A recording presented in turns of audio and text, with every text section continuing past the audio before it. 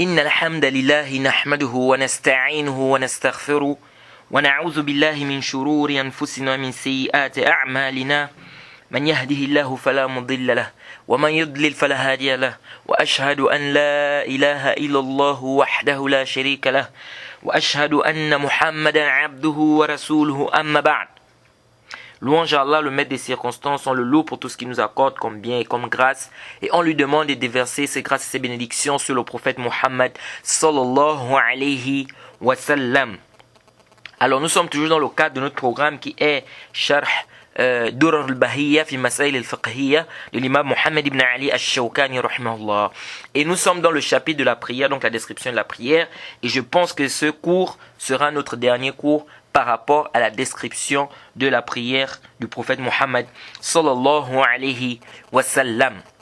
Alors avant que de commencer, j'aimerais revenir d'abord sur un point par rapport au cours précédent. J'ai écouté le cours précédent et par rapport au du'a al-istiftah, c'est-à-dire l'invocation d'ouverture, n'est-ce pas? Et on a rappelé l'invocation d'ouverture, mais par rapport à l'invocation d'ouverture, là-bas, il y a eu une erreur qui s'est produite, n'est-ce pas? L'invocation d'ouverture, on a déjà parlé, on a donné le hukm, on a dit que c'est pas une obligation, ce qui est juste, même s'il y a des savants qui disent que c'est obligatoire, et on a ramené pourquoi. Mais par rapport à l'invocation, on a dit Allahumma ba'id bayni wa bayna khataayai kama ba'adta bayna al-mashriq wal maghrib, et après on a amené irsilni min khataaya, etc., etc. Mais ce qui est venu dans le hadith, parce qu'il y a deux versions en fait, il y a un hadith qui est venu dans Bukhari et un autre qui est venu dans Muslim. Celui de Bukhari, qui est le hadith d'Abu Huraira, le prophète Muhammad sallallahu alayhi wa sallam a dit Allahumma ba'id bayni wa bayna khataayai kama ba'adta bayna al-mashriqi wal maghrib Allahumma naqqini min khataaya kama yunaqqa ath-thawb al-abyad min ad-danas Allahumma ighsil khataayai bil ma'i wal thalj wal barad. Ça c'est la version de Bukhari. Par contre dans la version de Muslim c'est venu plutôt naqqini min khataayai. Est-ce que vous suivez? La version de Bukhari, c'est quoi? Naqini min khataaya. Et alors que dans la version de Muslim, Naqini min khataayai. Quelle est la différence? La différence, c'est que là-bas, tu dis, oh Allah, purifie-moi des péchés. Par contre, dans la version de Muslim, tu dis, oh Allah, purifie-moi de mes péchés. Khataaya wa khataayai. Donc, il y a une différence. Et la version de Muslim aussi, c'est venu Irsilni min khataayai bil thalj wal ma'i wal barad. Contrairement dans la version de Bukhari, c'est venu quoi? La version de Bukhari, c'est venu Allahumma irsil. Donc, oh Allah, lave. Alors qu'ici, c'est venu oh Allah, lave-moi. N'est-ce pas? De mes péchés comme la neige. Lave-moi de mes péchés par la neige, de l'eau ou quoi, de la grêle. Alors que dans la version de Bukhari, c'est venu plutôt irsil, c'est-à-dire lave. Donc voilà un peu les versions qui sont venues par rapport au hadith. Donc on va reprendre pour que les gens comprennent facilement, que ça soit clair. La version de Bukhari dit Allahumma ba'id bayni wa bayna khataayai kama ba'adta bayna al-mashriq wal maghrib Allahumma naqqini min khataaya kama yunaqqa ath-thawb al-abyad min ad-danas Allahumma ighsil khataayai bil ma' wa ath-thalj wal barad. La version de Muslim dit Allahumma ba'id bayni wa bayna khataayai kama ba'adta bayna al-mashriq wal maghrib Allahumma naqqini min khataayai kama yunaqqa ath-thawb al-abyad min ad-danas Allahumma ighsilni min khataayai bil thalj wal ma'i wal barad. Voilà ce qui est venu par rapport au du'a al-istiftah. Parce qu'avec la précipitation, le cours passé, on a fait une erreur par rapport à ça. Donc, ça c'est par rapport à l'invocation qu'on a dit, le du'a al-istiftah. Et on avait aussi rappelé qu'il y a d'autres du'a qui sont venus par rapport à l'istiftah. Il y a une du'a qui est venue long dans le Sahih Muslim, qu'on avait parlé, et il y a aussi celui de Omar ibn Khattab qui est venu dans le Sahih Muslim, Subhanaka Allahumma wa bihamdik, wa tabaraka ismuka wa ta'ala jadduk, wa la ilaha ghayruk.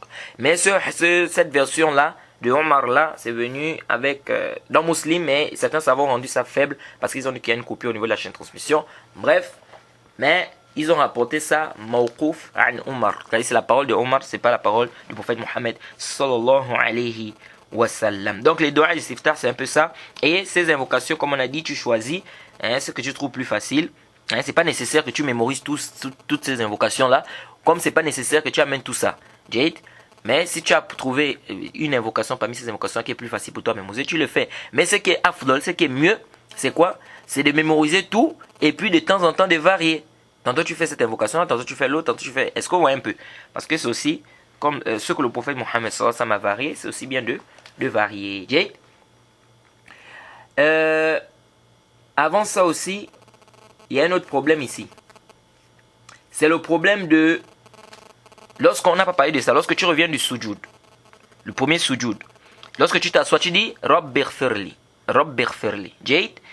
Ça, c'est venu dans la sunna du prophète Mohammed sallallahu alayhi wa sallam, de sa parole. Donc, c'est l'acte du prophète. Et ça, c'est pas une obligation, mais c'est mustahab, c'est bien de le faire. Jade, mais c'est pas wajib. Par contre, il y a une invocation qui est venue, rapportée par Ibn Abbas, où il dit que Anna Nabiyya sallallahu alayhi wa sallam kana yaqul bayna sajdatain Allahumma ighfirli warhamni wahdini wa'afini warzuqni. On dit que le prophète disait quand il revenait du premier sujoud, il disait Allahumma ighfirli warhamni wahdini wa'afini warzuqni. Et c'était rapporté par Abi Daoud, Tirmizi et bien d'autres. Jade. Mais ce hadith, Sheikh Al-Albani rahimahullah a authentifié ce hadith, mais ce hadith fait un débat entre les savants des hadiths. Il y en a qui ont rendu ce hadith faible parce qu'ils disent que dans la chaîne de transmission il y a un rapporteur qui est Mudallis, il a fait le anana, et aussi il y a un rapporteur qui s'appelle Kamil ibn Ala, Abu La'ala, At-Tamimi, et certains savants disent que ce hadith il est munkar, comme c'est venu dans le Kamil de Ibn Adi. Et aussi il y a une divergence au niveau du wasl et du irsal, c'est-à-dire est-ce que c'est la parole du prophète ou c'est un tabi'i qui rapporte ça directement du prophète sans mentionner le rapporteur intermédiaire entre le prophète. Ala kulli hal, c'est un long débat sur le hadith. Jade.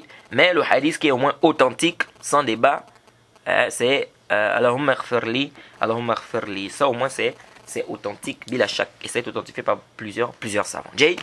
Alors ça c'est un peu le résumé qu'il fallait retenir ici par rapport à quoi? Par rapport, comment dirais-je, à ce qu'on a fait comme cours précédent. Jade. Et il y a aussi un point qu'on a oublié de parler. C'est le point de al-isti'aza min arba.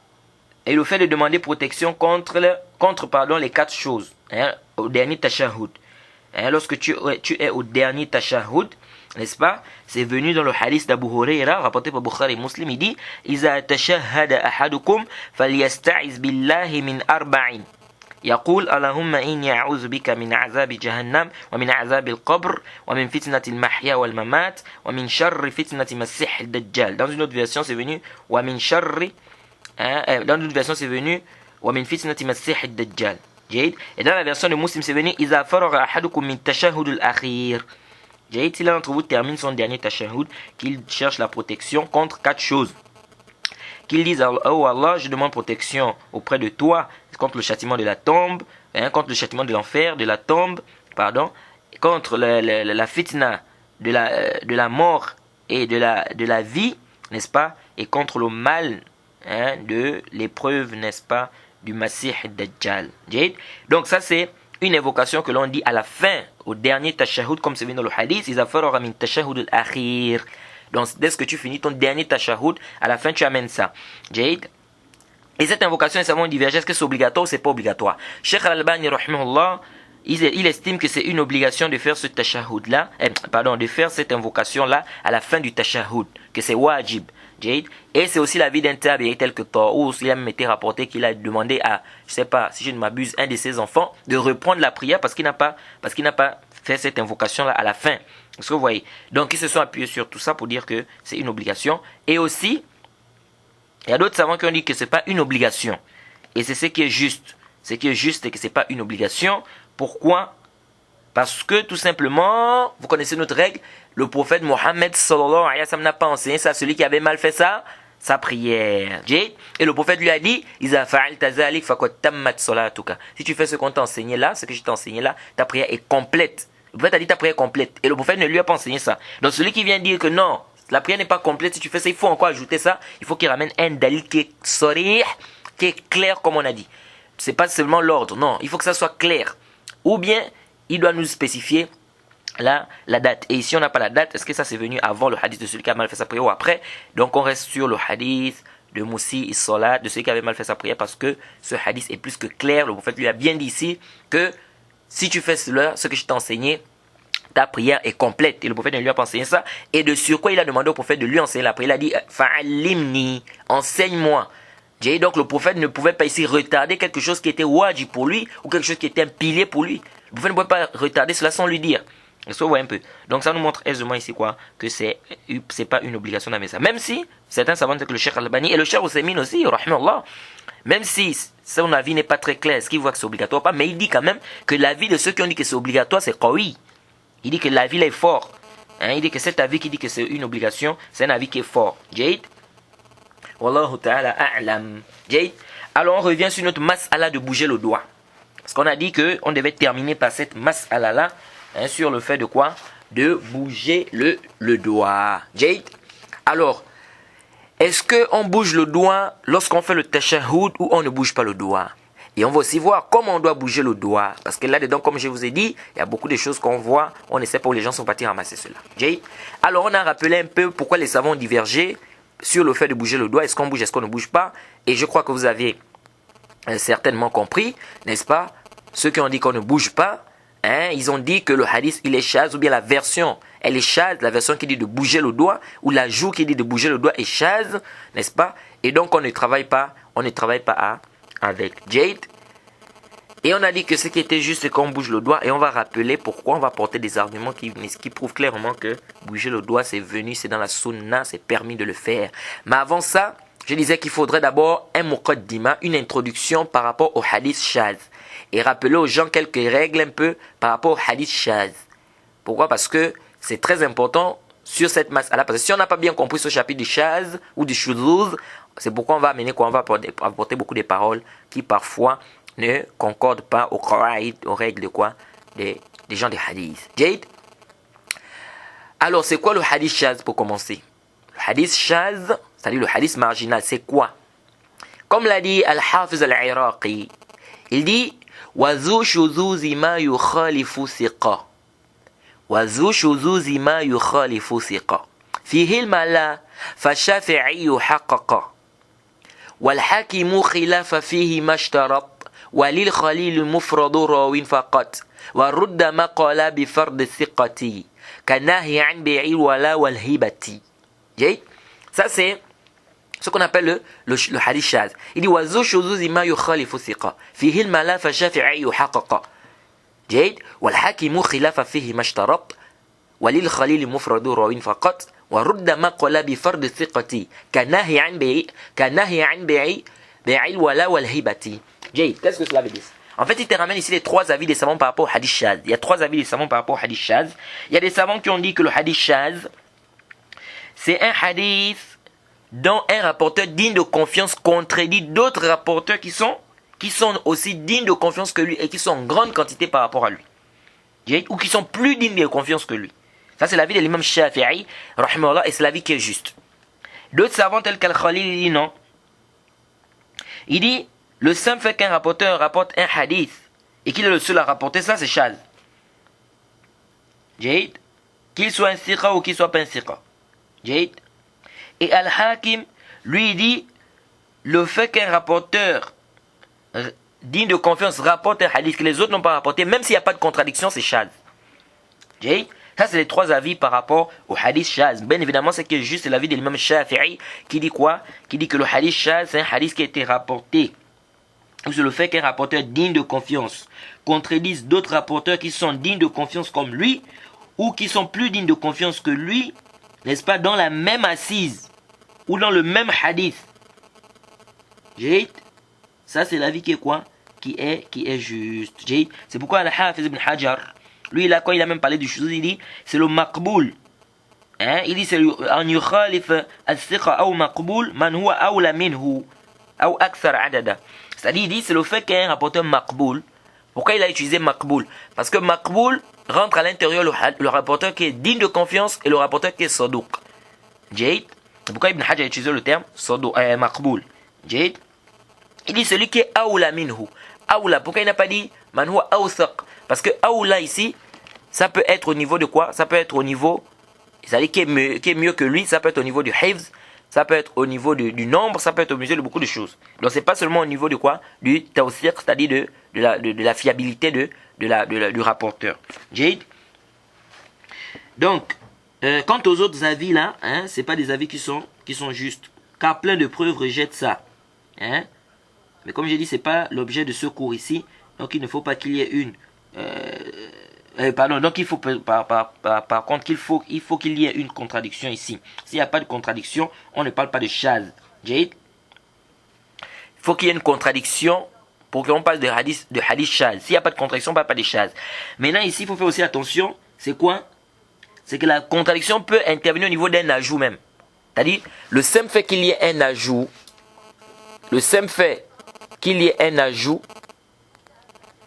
certains savants considèrent l'ajout comme étant une contradiction, même si en réalité, quand on regarde, on ne trouve pas vraiment qu'il y a contradiction. Mais le simple fait qu'il y ait cet ajout-là, certains savants considèrent quoi? Que c'est quoi?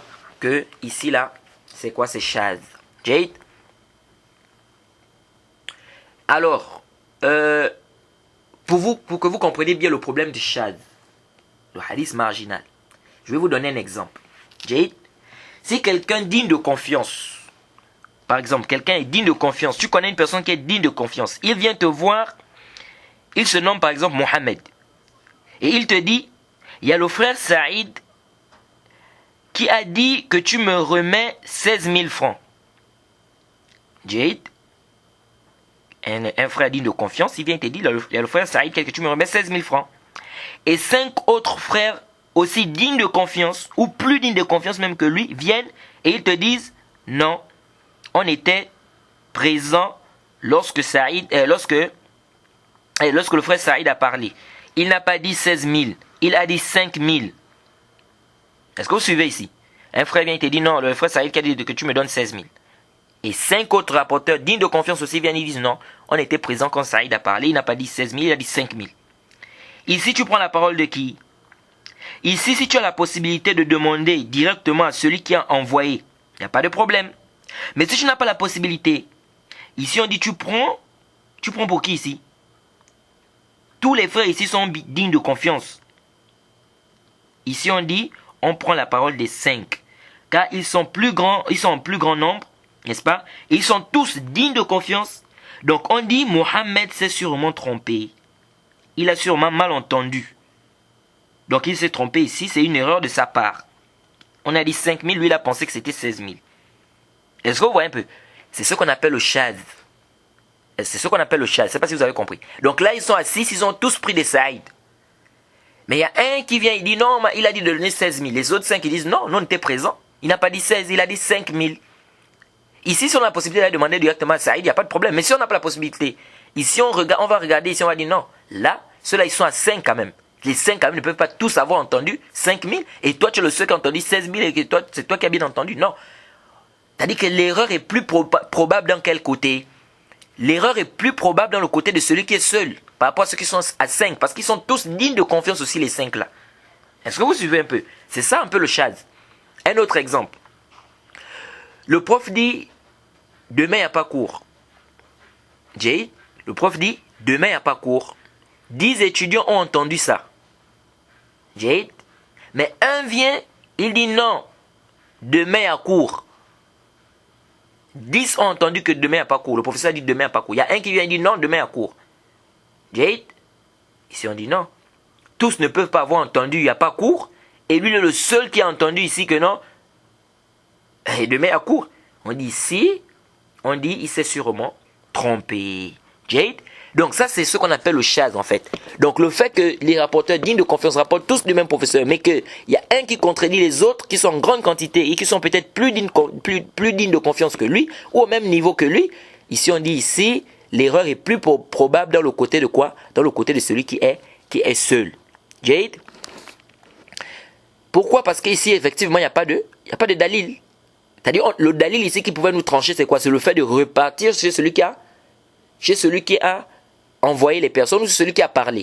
Donc ça lui peut clairement nous éclaircir ici sur la chose. Donc il n'y a pas un dalil ici clair. Donc qu'est-ce qu'on fait ici? On revient au fait que l'erreur est plus probable chez celui qui est quoi? Chez celui qui est seul.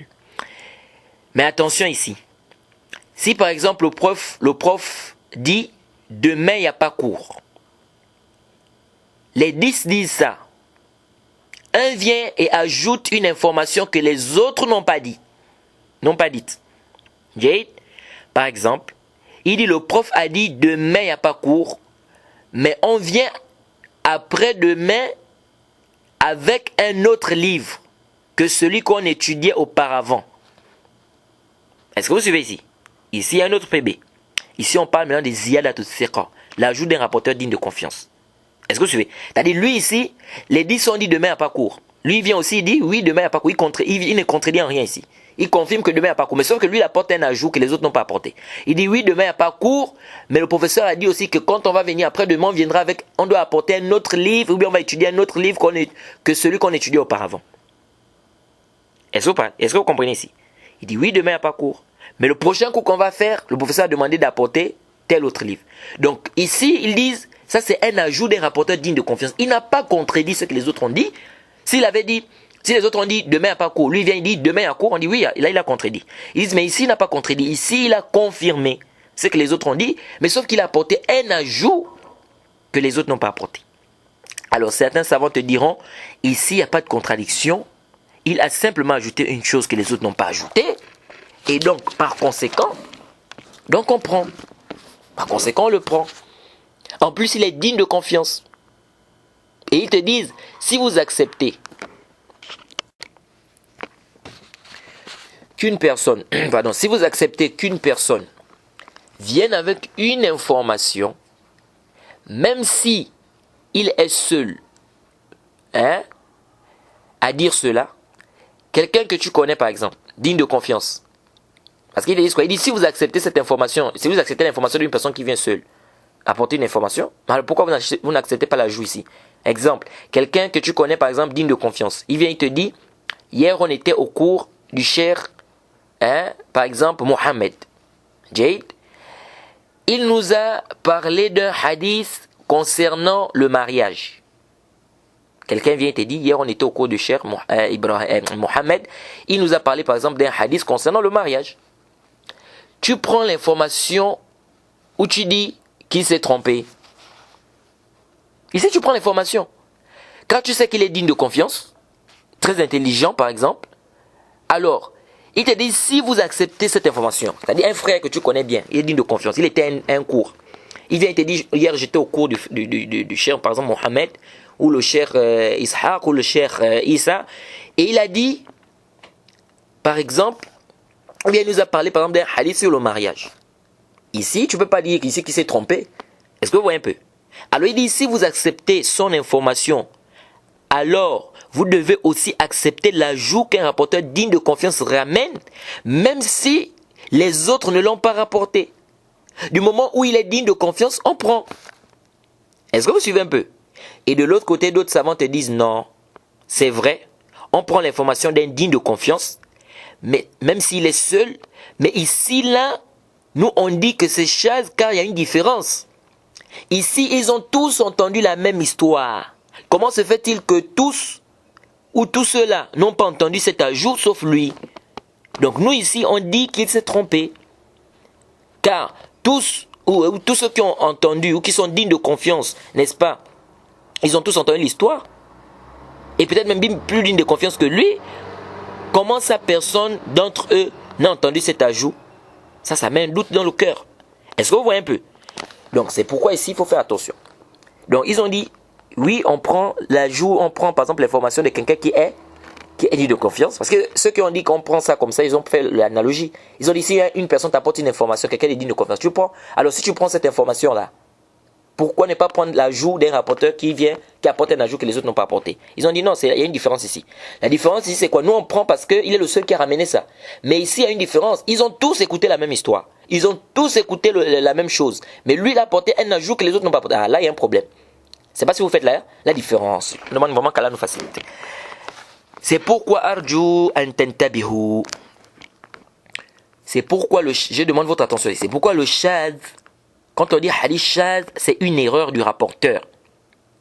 C'est une parole en fait qui n'existe pas dans le discours, mais que le rapporteur a cru entendre ou pensait que c'était ça. C'est pourquoi les savants te disent que le shaz, ça reste shaz abada, ça ne se renforce pas.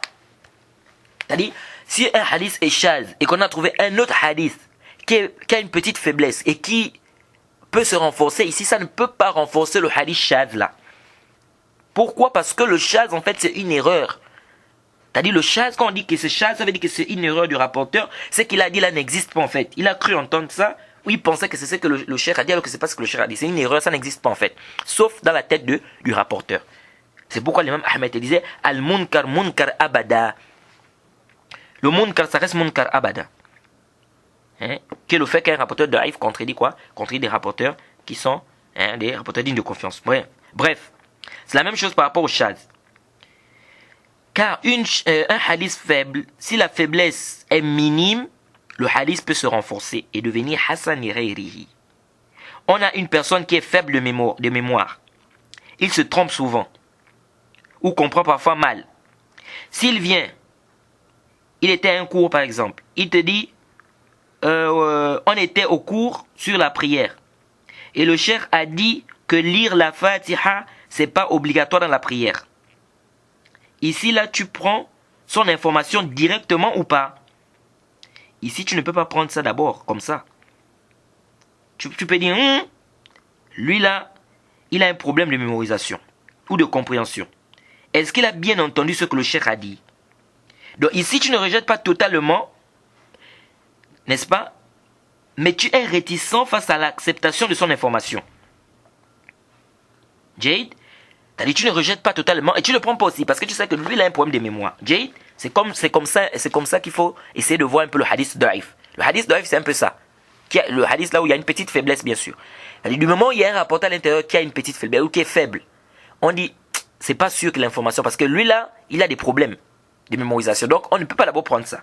Jade, mais si une autre personne comme lui vient et ramène la même information, une troisième personne comme lui aussi ramène la même information, une quatrième, une cinquième, une sixième, une septième, alors là tu dis donc là l'info ici est quand même vraie.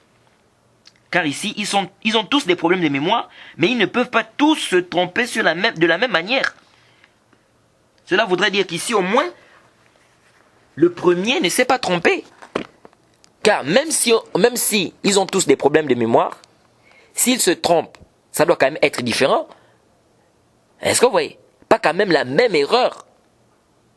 Donc c'est comme ça que le hadith, c'est comme ça qu'on comprend quoi, le hadith quoi. Qu'on renforce le hadith faible. Parce qu'on dit ici, oui c'est vrai ils ont des problèmes de mémoire, mais s'ils font des erreurs, l'erreur doit quand même être quoi? Différente. Est-ce que vous suivez? Mais si l'erreur est la même, là on dit quand même non. Ou bien si plutôt la chose est la même, on va dire non. Là quand même on dit que c'est pas quand même une erreur. Est-ce que vous voyez un peu? Je ne sais pas si vous suivez un peu la logique. C'est-à-dire ici tu vas dire non. Ils ont des problèmes de mémoire. Mais le fait qu'ils ramènent tous la même histoire, de la même manière on dit non là, c'est sûr qu'ils ont entendu ça comme ça. Parce qu'un peut se tromper, l'autre peut aussi venir se tromper, mais s'ils se trompent tous, ils doivent se tromper quand même de différentes façons. C'est pourquoi vous allez voir même à l'école, quand on fait un devoir, et que le professeur se rend compte que, dans le devoir par exemple, parmi les réponses qui ont été données à un professeur de mathématiques par exemple, dans les réponses qui ont été données, le professeur se rend compte que toute la classe, ou la majorité de la classe, ils ont fait la même erreur. Qu'est-ce que le professeur va penser? Il va penser qu'ici, là, donc c'est sûr qu'ils ont pris cette erreur-là d'une personne. C'est une personne qui a dispatché ça. Parce que si tous se trompent, ils doivent se tromper avec des différentes réponses. Mais le fait qu'ils amènent tous la même réponse et la même erreur, ça montre qu'il y a quelqu'un qui a dispatché l'erreur là. C'est-à-dire qu'ils ont pris ça d'une seule personne. Je ne sais pas si vous voyez. Donc c'est comme ça ici. On dit s'ils amènent tous la même information, c'est que ils ont pris ça comme ça du professeur. Jade, parce que s'ils se sont trompés, s'ils ont des problèmes de mémoire, ils doivent apporter des informations différentes, pas la même information. Jade. Et là on dit que le hadith c'est quoi? Il se renforce et il devient Hassan li-ghayrihi. Jade. Mais parmi les savants ont mis les conditions pour qu'un hadith faible se renforce, il faut que la faiblesse soit minime. Si c'est une forte faiblesse, ça ne peut pas. Jade. Exemple, si par exemple la chaîne de transmission on a des menteurs à l'intérieur. Ici, ça ne se renforce pas. Même si 4 ou 10 autres menteurs viennent, on dit non, on ne peut pas, parce que vous êtes tous des menteurs. Donc ici, ça passe pas. Jade, on ne peut pas renforcer ça parce que vous êtes de quoi? Des menteurs. Jade. Donc le shaz ne se renforce pas. Car, premièrement ici, il rentre dans les grandes faiblesses. C'est pourquoi les savants te disent quoi? وحيث تابع الضعيف معتبر فحسن لغيره فهو النظر إن لم يكن لتهمة بالكذب أو الشذوذ فانجباره أبيح. جيد que le shadh ne peut, le hadith faible peut se renforcer, mais à condition qu'il ne soit pas shadh ou que la faiblesse ne soit pas forte, comme le fait qu'il y ait un menteur dans la chaîne transmission, etc., etc. جيد. Et pourquoi le shadh ne se renforce pas en réalité?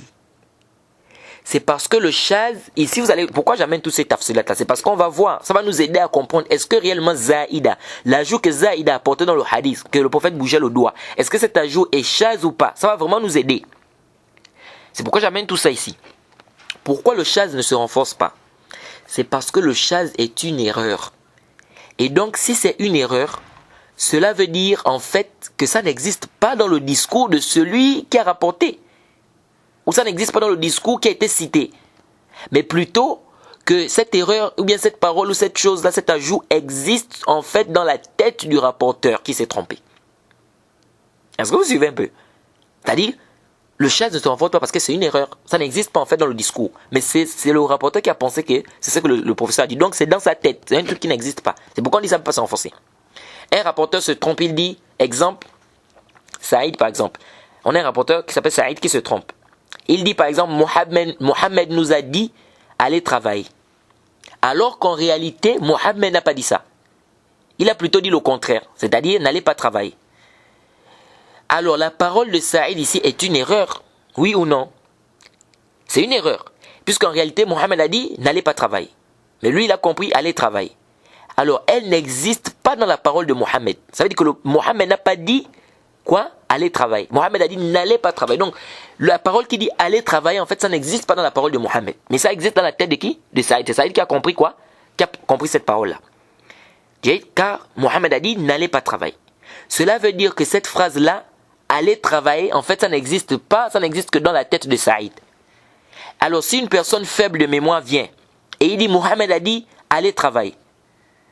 Est-ce que ici cela vient renforcer la vie de Saïd? Non. Cela ne peut pas renforcer la vie de Saïd car la parole de Saïd est une erreur, c'est-à-dire qu'elle n'existe même pas dans la parole de Mohamed. Donc il ne peut pas renforcer ça, car il ne peut pas renforcer une parole qui n'existe pas aslan. Est-ce que vous suivez? Ça dit ça n'existe. Mohamed n'a pas dit ça, donc ça n'existe pas dans sa parole.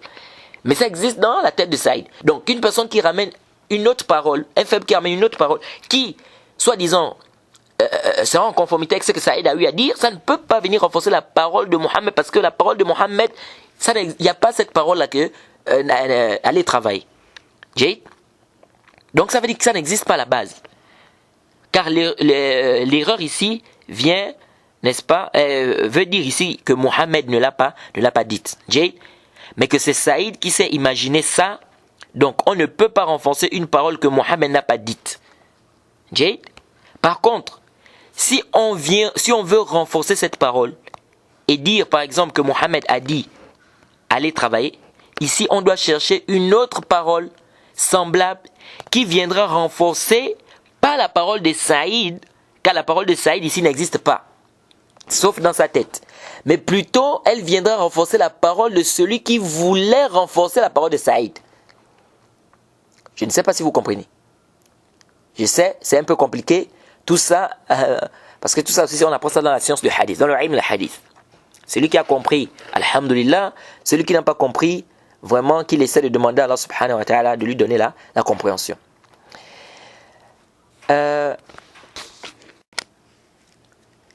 Alors, pourquoi j'amène tout ça? C'est parce que lorsqu'on dit que la version qui dit de bouger le doigt est shadh, cela voudrait dire quoi? Que c'est une erreur du rapporteur. Que son professeur n'a pas dit cela. Et donc cette partie-là n'existe pas sauf dans la tête du rapporteur. Donc on ne peut pas travailler avec quelque chose qui en réalité n'existe pas. Je ne sais pas si vous comprenez. Retenez bien cette partie-là car on aura besoin de ça pour savoir réellement si le rapporteur qui a ajouté bouger le doigt s'est trompé ou pas. Retenez bien cette partie, c'est-à-dire que si on dit que c'est shadh, cela voudrait dire quoi? Que le professeur n'a pas dit que le prophète a bougé le doigt. Mais c'est plutôt c'est venu dans la tête de qui? Des Zaïda. C'est Zaïda qui s'est imaginé ça. Et s'il s'est imaginé ça, c'est que c'est une erreur, ça n'existe pas en fait. C'est-à-dire, cette parole même qui dit de bouger le doigt n'existe même pas. C'est-à-dire, ça n'existe nulle part. Donc c'est une imagination de qui? De Zaïda ibn Qudama. Donc si c'est une imagination de Zaïda, c'est-à-dire que c'est lui qui a pensé, qui a cru que le professeur avait dit ça alors que le professeur n'a pas eu à dire, ça voudrait dire qu'on ne doit même pas faire ça dans la prière, parce que ça n'existe pas en fait. Jade? Et c'est pas ce que vous avez compris. Alors avant qu'on ne rentre dans le sujet, je vais d'abord vous citer ici la chaîne de transmission du hadith, comme je vous l'avais dit. Le madar du hadith qui dit de bouger le doigt, c'est quoi? Je pense qu'on l'avait déjà même cité, mais on va encore revenir sur ça pour qu'on comprenne bien.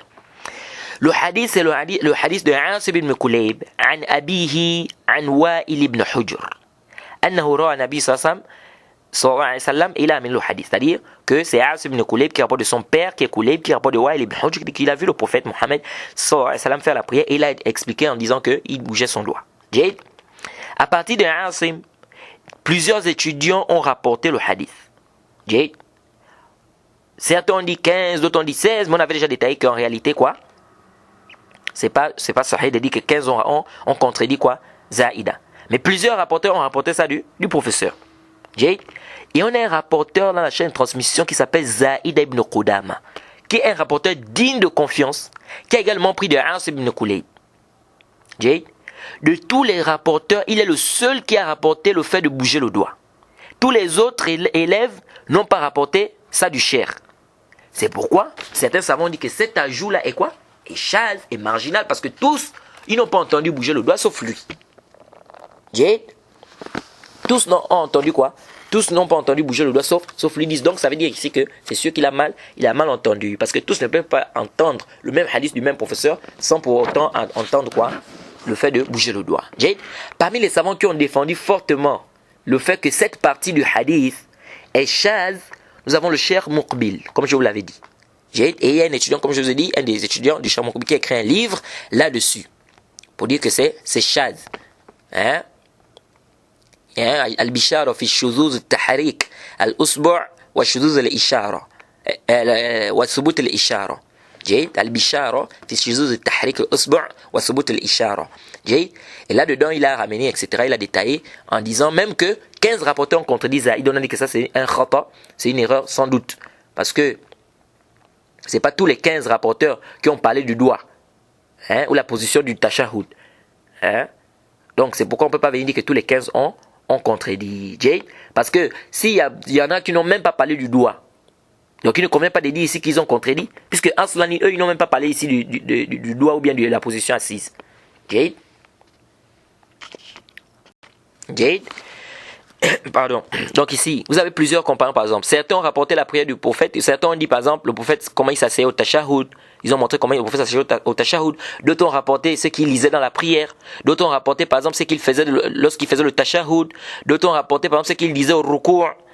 Ici, on ne peut pas venir dire que ceux qui ont rapporté comment le prophète s'asseyait au tashahhud contredisent ceux qui disent ce que le prophète disait au sujud ou bien au ruku'. Non. Ici, il n'y a pas de contradiction car ils ne rapportent même pas la même chose ici. Jade. Alors, s'ils rapportent tous, par exemple, comment le prophète descendait au sujoud et qu'on voit des contradictions, là oui, on peut dire peut-être là, l'autre l'a mené le chaz. Jade. Mais lui ici, il rapporte ça. Jade. Lui, il rapporte une autre chose qui n'a rien à voir avec ce que l'autre a rapporté. Ici, on ne parle pas ici de choses ou bien de contradiction. Jade. Alors, deuxièmement, ce qu'il faut retenir ici, on ne connaît aucun savant, comme je vous ai dit, avant le Cheikh Muqbil, qui a dit que bouger le doigt, c'est un hadith qui est chaz parmi les anciens savants. Aucun. Au contraire même, ils ont mis des chapitres dans leurs livres, comme l'imam Nassaï et bien d'autres, concernant le fait de bouger quoi? De bouger le doigt. Et certains, on a déjà fait le rad, que certains qui disent que Ibn Khuzayma a dit que le hadith est chaz, ça c'est khata wa ghalat. D'autres citent même Zahabi, non. Ils ont dit tafarrada.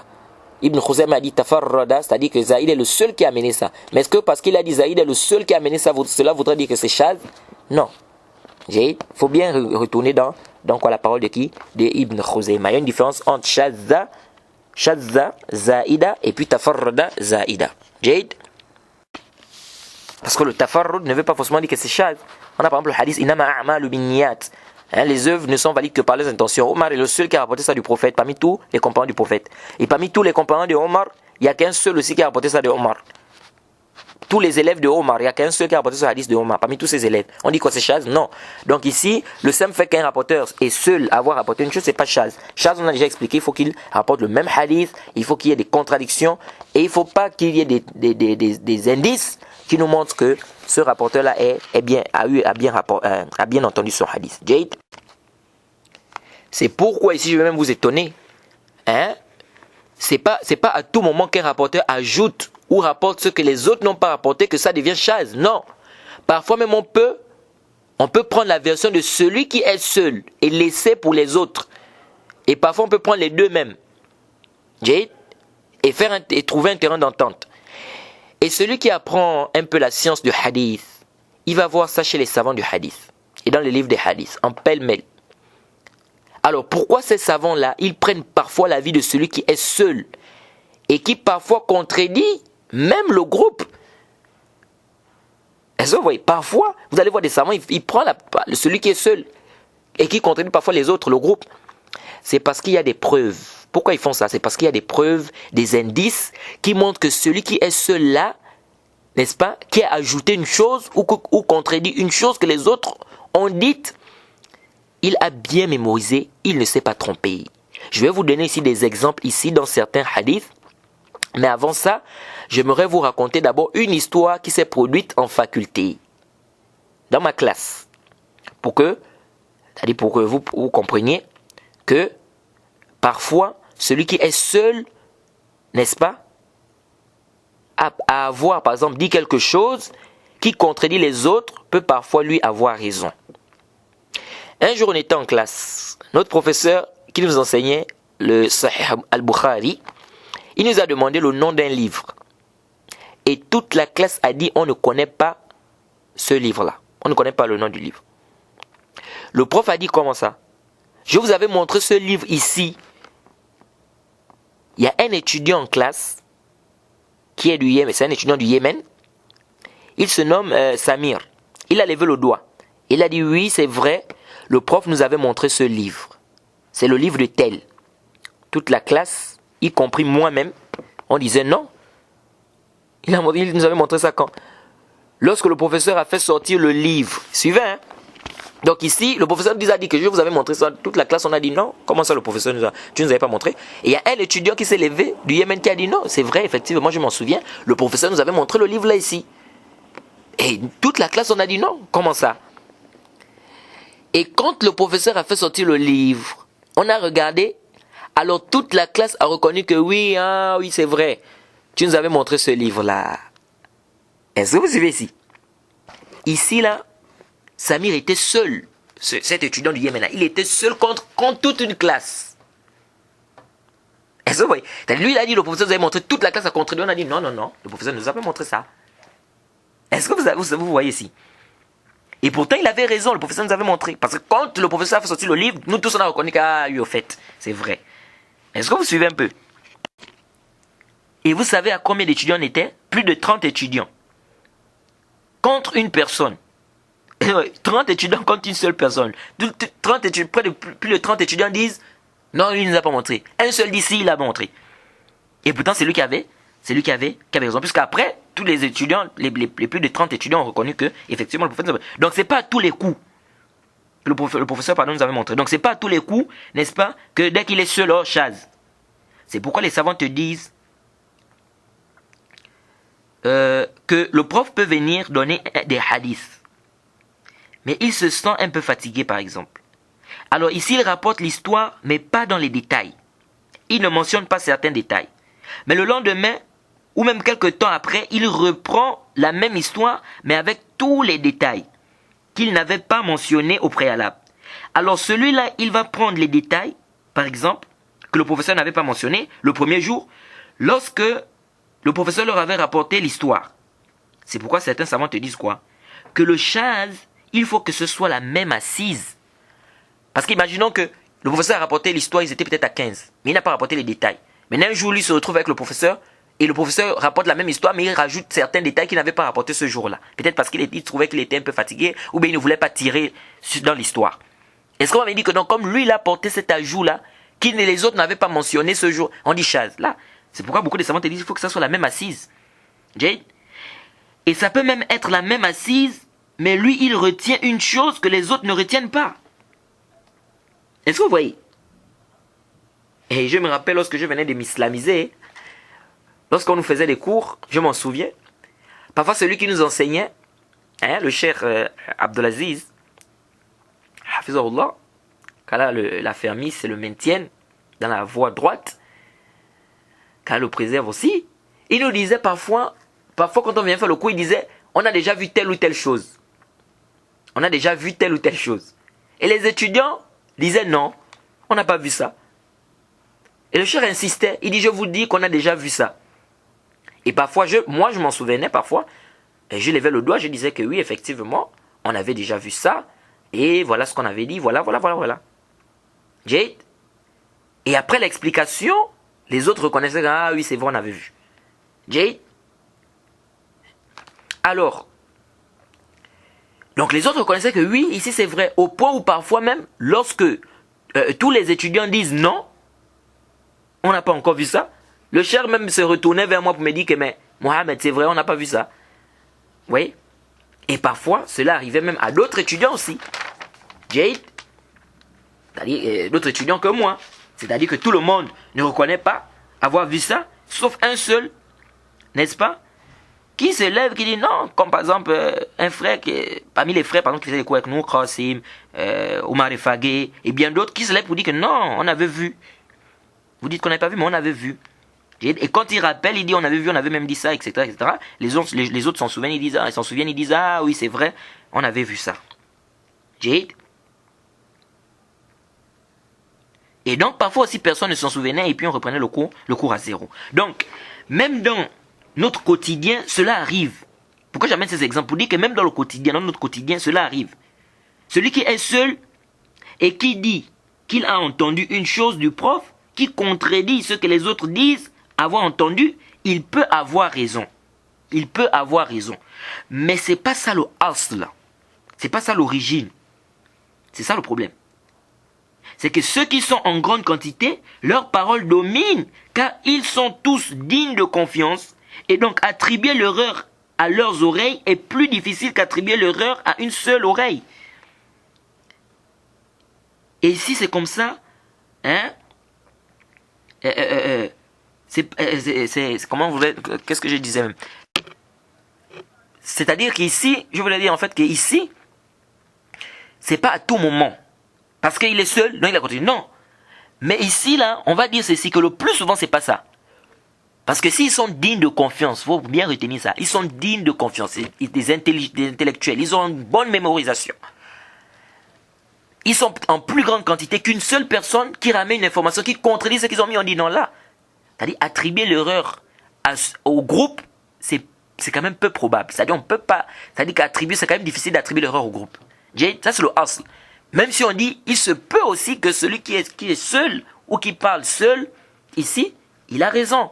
Ou celui qui est seul, qui dit que le professeur a dit ceci, qui contredit ce que les autres ont dit, il se peut aussi qu'il ait raison. Mais c'est pas ça l'origine. L'origine, c'est pas ça. Et ici, c'est pas comme comprennent d'autres personnes, des gens qui comprennent mal. Hein? Ils comprennent de cette masse à laquelle, si un savant vient, par exemple, il contredit la majorité des savants. Ici, il y a des gens qui pensent ici qu'on doit toujours prendre l'avis de la majorité. Parce qu'ils disent que non, mais quand même, ils sont quand même en grande quantité. Ici, les savants qui ont dit cet avis. Donc, c'est ce qui est juste. On dit non, ça c'est pas comme ça. Là, tu as mal compris la mas'ala. Même ici, le savant qui est seul, qui a un dalil plus fort que les autres, ici, on prend ça pour son avis. Ici, on prend celui qui a le dalil le plus fort que les autres, même s'il est seul. Il ne faut pas confondre la mas'ala et cette mas'ala. Ici, notre mas'ala, ici, on est en train de parler de quel cas? On est en train de parler d'un cas où on ne sait pas réellement ce que le professeur a eu à dire. Un dit comme ça, 15 disent le contraire. Ici, on prend pour les 15 et on dit que celui qui est seul, là, il est chaz. Mais parfois, on peut prendre pour celui qui est seul. Si on a des indices, des preuves qui nous montrent ici quoi? Qu'il a bien mémorisé. Par contre, dans les massas, il le fait où on dit non. Ici, la majorité des savants dit ça. Il y a un savant qui a contredit. Là, c'est différent. Parce qu'ici, nous, on regarde le dalil. Si on a le dalil, on prend celui qui a le dalil, même s'il est seul. Ça, c'est différent. Par contre, ici, on est dans un point où il n'y a pas vraiment un dalil clair. C'est-à-dire, on ne peut pas retourner vers celui qui a mené la parole pour savoir clairement qu'est-ce qu'il a eu à dire. Donc ici, qu'est-ce qu'on fait? On repart vers quoi? Vers ceux qui sont en grande quantité, parce qu'on dit attribuer l'erreur, n'est-ce pas, à celui-là, à ceux qui sont en groupe, c'est peu probable, bien c'est difficile par rapport à attribuer l'erreur à celui qui est seul. Jade? C'est pourquoi le chapitre du Shuzuz, c'est l'un des chapitres les plus compliqués dans le ilm al-hadith, dans la science du hadith. C'est pas n'importe qui vient comme ça, chaz. Non. C'est des masaïs qu'il faut faire attention. C'est pourquoi vous trouvez des savants qui divergent sur cette masala-là. C'est une masala très compliquée. C'est pas n'importe qui vient comme ça, oh non, c'est le hadith, c'est chaz. Non. Il faut vraiment une science, il faut un bahth, il faut regarder les turuq, il faut regarder les hadiths. Et c'est pourquoi beaucoup de savants disent même que le shuzuz, ça tourne dans le zone. Hein? C'est-à-dire le rollabat zone. Jade. Donc ici, là, c'est pourquoi vous allez trouver que les savants divergent. Un savant vient, il dit que ça c'est chaz. Un autre vient, il dit non, c'est pas chaz. Alors, là, on n'est pas encore entré dans notre bahth, de notre hadith de bouger le doigt. Car c'est d'abord une introduction, c'est comme je vous l'ai dit, afin que vous puissiez bien comprendre c'est quoi le problème du shuzuz. Jade. Parce que si on a bien compris ça, on va comprendre maintenant pourquoi on a dit que Zaïd ibn Qudama ne s'est pas trompé. Jade. Et comme on a dit, le bahth du shuzuz, c'est pas une petite affaire. Alors, parmi les exemples que je vais vous donner ici, pour vous prouver qu'on peut prendre la parole d'un rapporteur qui est seul et qui contredit les autres, l'imam Bukhari, par exemple, a rapporté dans son sahih. Le hadith qui dit Kana Rasulullah sallallahu alayhi wa sallam yaqbal al-hadiyya wa yusibu alayha. Jade. C'est-à-dire que le prophète Mohammed sallallahu alayhi wa sallam, il acceptait les cadeaux ou le cadeau et il donnait en retour aussi des cadeaux. Jade. L'imam Bukhari dit Haddathana Musaddad. Hein? Musaddad, c'est un rapporteur qui est digne de confiance, il s'appelle Musaddad ibn Musarhad ibn Musarbal. Jade. Et il y a d'autres qui ajoutent même, ils disent qu'il s'appelle Musaddad ibn Musarhad ibn Musarbal ibn Mugharbal ibn Mura'bal ibn Arandal ibn Arandal al-Asadi Abu al-Hassan. Jade. Jusqu'à ce qu'il y a certains savants même qui ont dit que ça c'est la ruqya du scorpion ou quoi. Musaddad ibn Musarhad ibn Musarbal ibn Mugharbal ibn Mura'bal ibn Murandal ibn Arandal plutôt ibn Arandal. Non. Al-Asadi Abu al-Hassan al-Basri. Jade. Donc bref, ici c'est que authentique, au moins jusqu'ici c'est authentique. Musaddad ibn Musarhad ibn Musarbal. Ça c'est authentique. Maintenant l'ajout là, il y a aussi un autre débat là-bas entre les savants. Hein, l'ajout qui dit ibn Mugharbal ibn Mura'bal ibn Arandal ibn Arandal. Jade. Il s'appelle Musaddad ibn Musarhad ibn Musarbal. Hein? Al-Asad Abu al-Hassan. Hein? Jade. Al-Asadi, pardon, Abu al-Hassan al-Basri. Jade. Il rapporte ça, il dit donc, l'imam Bukhari dit Haddathana Musaddad. Qala Haddathana Isa ibn Yunus. An Hisham, qui est Ibn Urwa. An Abihi, qui est Urwa ibn Zubayr. An Aisha qalat. Donc, Musaddad a rapporté de Isa ibn Yunus, qui rapporte de Hisham, qui rapporte de son papa, qui rapporte de Aisha. Que Aisha dit que le prophète a accepté les cadeaux, etc. Jade. Et l'imam Bukhari, qu'est-ce qu'il a dit? قال البخاري ولم يذكر واقع ومحاضر عن هشام عن عائشة. Il dit Waqi' et Muhadir, qui sont des rapporteurs dignes de confiance aussi, qui ont pris le même hadith du même professeur. Ils disent, ils n'ont pas amené l'ajout qui dit que Hisham a dit que Aisha a dit. C'est-à-dire qu'ils ont rapporté le hadith là mursal. C'est-à-dire que c'est le tabi'i qui rapporte ça directement du prophète, sans mentionner le rapporteur intermédiaire entre lui et le prophète. Jade. Mais qu'il y a un rapporteur qui a ajouté Hisham et puis Aïcha. Jade. Qui est plutôt Urwa. Hisham plutôt et Aïcha. Jade. C'est qui? C'est Isa ibn Yunus. Il est le seul à avoir ajouté Aïcha ici. Jade. Donc normalement ici, qu'est-ce qu'on dit? On dit c'est chaz. C'est chaz. Pourquoi? Parce que le shuzuz, vous devez savoir que c'est aussi bien dans le matn, dans le contenu du hadith que dans la chaîne de transmission. Il dit c'est chaz. Mais l'imam al-Bukhari, il a vu que c'était authentique. Est-ce que vous voyez? Il a vu que c'était authentique puisqu'il a mis ça dans son livre. Il a pris ça malgré que Isa ibn Yunus c'est le seul qui a ajouté Aïcha, qui a ajouté l'ajout de Urwa ibn Zubayr qui rapporte de Aïcha que Aïcha a dit. Est-ce que vous suivez un peu? Donc pour dire que parfois les savants des hadiths, ils prennent parfois celui qui est seul à avoir amené une chose qui contredit ce que les autres ont apporté. Parce que tous ont rapporté ça mursal. Ils ont tous entendu du professeur mursal. Comment lui il entend ça jusqu'à Aïcha, que le prophète faisait comme ça. Est-ce que vous voyez un peu? Donc ici, ils vont prendre ça. Pourquoi? Parce qu'ils vont voir des indices. Des indices qui montrent que non, ce rapporteur est digne de confiance. Il a bien entendu. Un autre exemple. Le hadith de Sufyan ibn Uyayna, qui rapporte de Zuhri, an Salim, an Abihi, an Ibn Umar. أنه رأى النبي صلى الله عليه وسلم وأبا بكر وعمر يمشون أمام الجنازة. C'est rapporté par Ahmed, Abu Daoud, Tirmizi, Nasa'i, Ibn Majah et bien d'autres. C'est-à-dire qu'ici, il a rapporté de qui?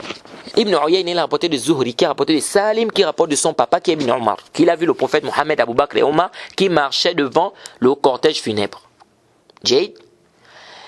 Et ce hadith a été rapporté par Ma'mar et Ibn Jurayj, qui rapporte de Zuhri, mais qui rapporte ça mursal.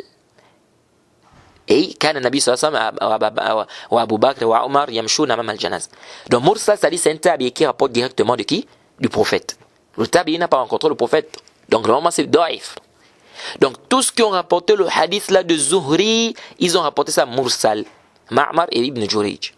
Mais Sufyan ibn Uyayna, il est le seul qui a rapporté ça jusqu'à Ibn Umar.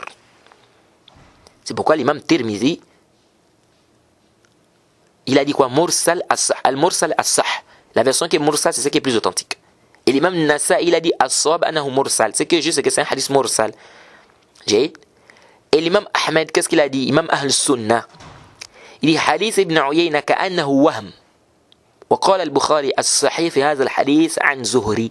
L'imam Ahmed a dit même que la version d'Ibn Uyayna c'est un wahm, c'est une erreur. Et l'imam Bukhari a dit c'est que juste c'est quoi? C'est que c'est le hadith de Zuhri. C'est Zuhri qui rapporte ça. C'est pas Ibn Umar. ولكن ثبت عن سفيان بن عيينة رجوع.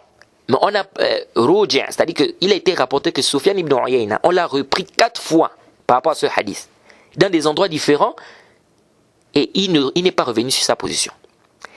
L'imam al-Humaydi, fi musnadihi, il a rapporté. Il dit, قال أن أحلف لك. On a posé la question à Ibn Uyayna. On est venu voir Ibn Uyayna, dit mais comment Ibn Uyayna? Tous ceux qui ont rapporté ça, les deux autres rapporteurs, Ibn Jurayj et l'autre là-bas, ils ont rapporté ça, ils ont dit que c'est la parole de Zuhri. Comment c'est fait que toi tu viens, tu dis que c'est Ibn Umar? Tu t'es peut-être trompé. Qu'est-ce que Sufyan ibn Uyayna a dit? Il dit أحلف لك لم أسمعه من زهري مرة ولا مرتين بل سمعته مرارا من فيه سالم عن أبيه يعيده. Et c'est bien la version de Bayhaqi avec une chaîne de transmission authentique de Ali ibn al-Medini, qui est le professeur de l'imam al-Bukhari. Il dit قال قلت لابن عيينة, j'ai dit à Ibn Uyayna, يا أبا محمد إن معمرا وابن جريج يخالفانك plutôt في هذا. قال ابن عيينة استيقن زهري حدثني مرارا لست أحصيه يعيده ويبديه سمعته من فيه عن سالم عن أبيه. Est-ce que vous voyez un peu? On est venu voir Ibn Uyayna. On a dit à Ibn Uyayna que comment c'est fait que toi tu rapportes ça jusqu'à Ibn Umar alors que les autres qui ont rapporté du ton même professeur, ils n'ont pas rapporté ça jusqu'à Ibn Umar. Ils ont rapporté que c'est la parole de Zuhri. Qu'est-ce qu'il a dit? Il a dit je te jure que je n'ai pas entendu ça de Zuhri une seule fois ni 2 fois. Mais j'ai entendu ça plusieurs fois de lui, de sa propre bouche. Il dit Salim an Abihi, il répétait ça. Est-ce que vous voyez un peu? C'est-à-dire que Ibn Uyayna a dit que je n'ai pas entendu ce hadith-là de Zuhri une seule fois, mon frère. J'ai entendu ça plusieurs fois de lui. Et il m'a dit à chaque fois qu'il m'a rapporté ça que c'est Salim qui a dit qu'il a entendu de son papa, qui est Ibn Umar.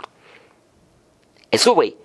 Et pourtant ici, les 2 autres qui ont rapporté du même professeur, ils ont contredit, eux ils ont rapporté ça mursal. Dans une autre version de Bayhaqi, on est venu encore, on a dit à Zuhri, à Ibn Uyayna la même chose. Que peut-être que tu t'es trompé, hein, parce que Ali ibn al-Medini, qui est le professeur, Ali ibn al-Medini, qui est le professeur de l'imam Bukhari, il est venu, il a dit à Ibn Uyayna, il dit j'ai dit à Ibn Uyayna, oh Abu Muhammad, le papa de Muhammad, Ma'mar et Ibn Jurayj te contredisent dans ça. Parce qu'eux ils ont rapporté ça, mursal, que c'est la parole de Zuhri. Comment toi tu rapportes ça jusqu'à Ibn Umar? Vous savez ce qu'Ibn Uyayna a dit? Il a dit istayqin, il dit sois sûr. Il dit à Ali ibn al-Medini, qui est le professeur de l'imam Bukhari, il dit sois sûr, mon frère. Zuhri m'a parlé de ce hadith-là plusieurs fois. Je ne peux même pas compter. Il répétait ça.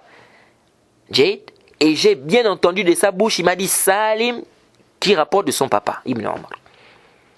Donc il dit à Ibn al-Mehdi, istayqin, c'est-à-dire sois sûr mon frère. Je n'ai pas entendu ce hadith là de lui une seule fois, plusieurs fois. Et il ne m'a dit que ça. Il ne faisait que me dire ça. Mais ça c'est des indices qui nous montrent ici que Ibn Uyayna, il a bien entendu. Même si pourtant il a contredit les autres. Donc on ne peut pas laisser tous ces indices là pour dire que non, on va rendre ça chad. C'est pourquoi vous avez beaucoup de savants, que Cheikh Al-Albani et bien d'autres, beaucoup de savants, ils ont dit que ce hadith est authentique. Jusqu'à Ibn Omar. Et le hadith est sahih jazman. C'est pourquoi le Cheikh Al-Albani, Al-Allam, Al-Muhaddith, Al-Faqih, Mohamed, Abu Abdurrahman, Mohamed Nasiruddin Al-Albani, rahimahullah, il dit quoi? Cheikh Al-Albani, qu'est-ce qu'il a dit par rapport à ce hadith? Il dit Tawhim ibn Uyayna fi isnad hadha al-hadith mimma la wajha lahu indi al-battata wa huwa min a'jab ma ra'aytu min tawhim biduni hujja bal khilafan lil hujja fa inna ibn Uyayna ma kawnihi thiqa hafizan hujja lam yatafarrad bi isnadihi. Vous voyez, le Cheikh Al-Albani dit quoi?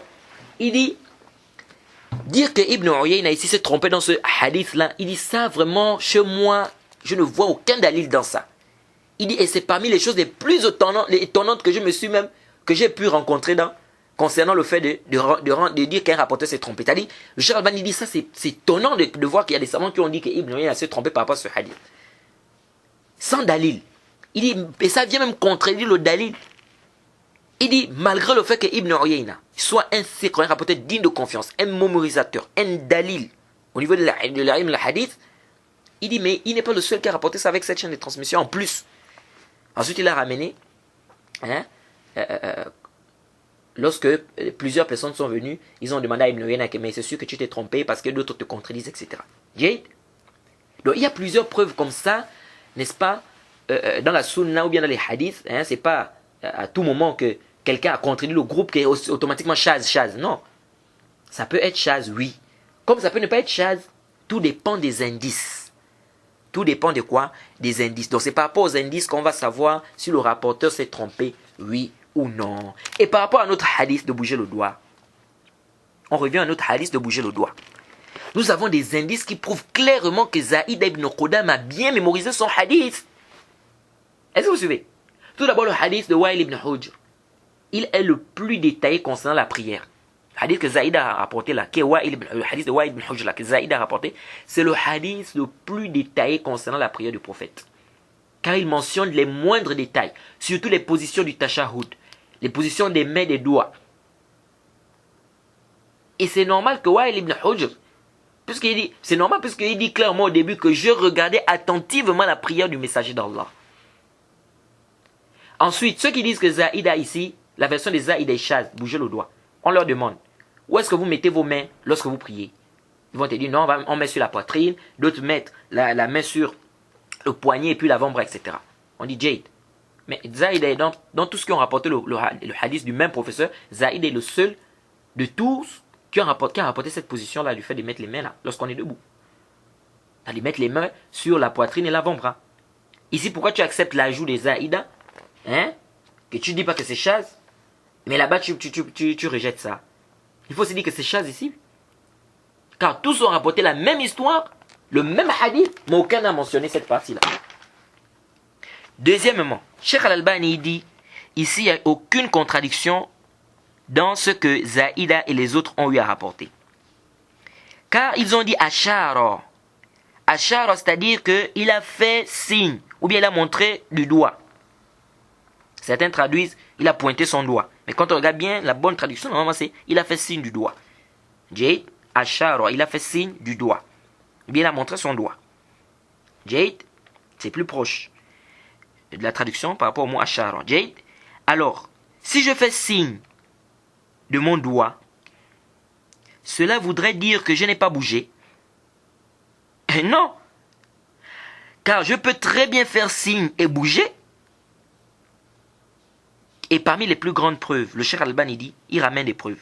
Il dit, il était rapporté dans le hadith d'Aïcha, le musulman, que lorsque le prophète était malade, Jade, il est venu, il a trouvé Abou Bakr en train de diriger, Abou Bakr voulait partir pour laisser la place au prophète, ou bien quitter pour laisser la place au prophète. Le prophète, on dit, le hadith dit, Ashara biyadihi. Le prophète leur a fait signe, ou bien le prophète l'a fait signe de rester à sa place. le prophète lui a fait signe de rester à sa place. Est-ce que vous suivez? Il n'y a aucune personne qui comprend ici que le prophète lui a fait signe de sa main de rester à sa place en disant qu'il n'a pas bougé la main. Lorsqu'on nous dit, le hadith nous dit qu'Achar, c'est le même terme, Achar, le prophète lui a fait signe de sa main. Jade, de rester à sa place. Qui peut venir nous dire que quand le prophète a fait signe ici, il n'a pas bougé la main? Il a bougé. Donc on peut très bien faire signe avec le doigt ou la main en le bougeant. Et même dans notre quotidien, vous trouvez deux personnes en train de discuter par exemple.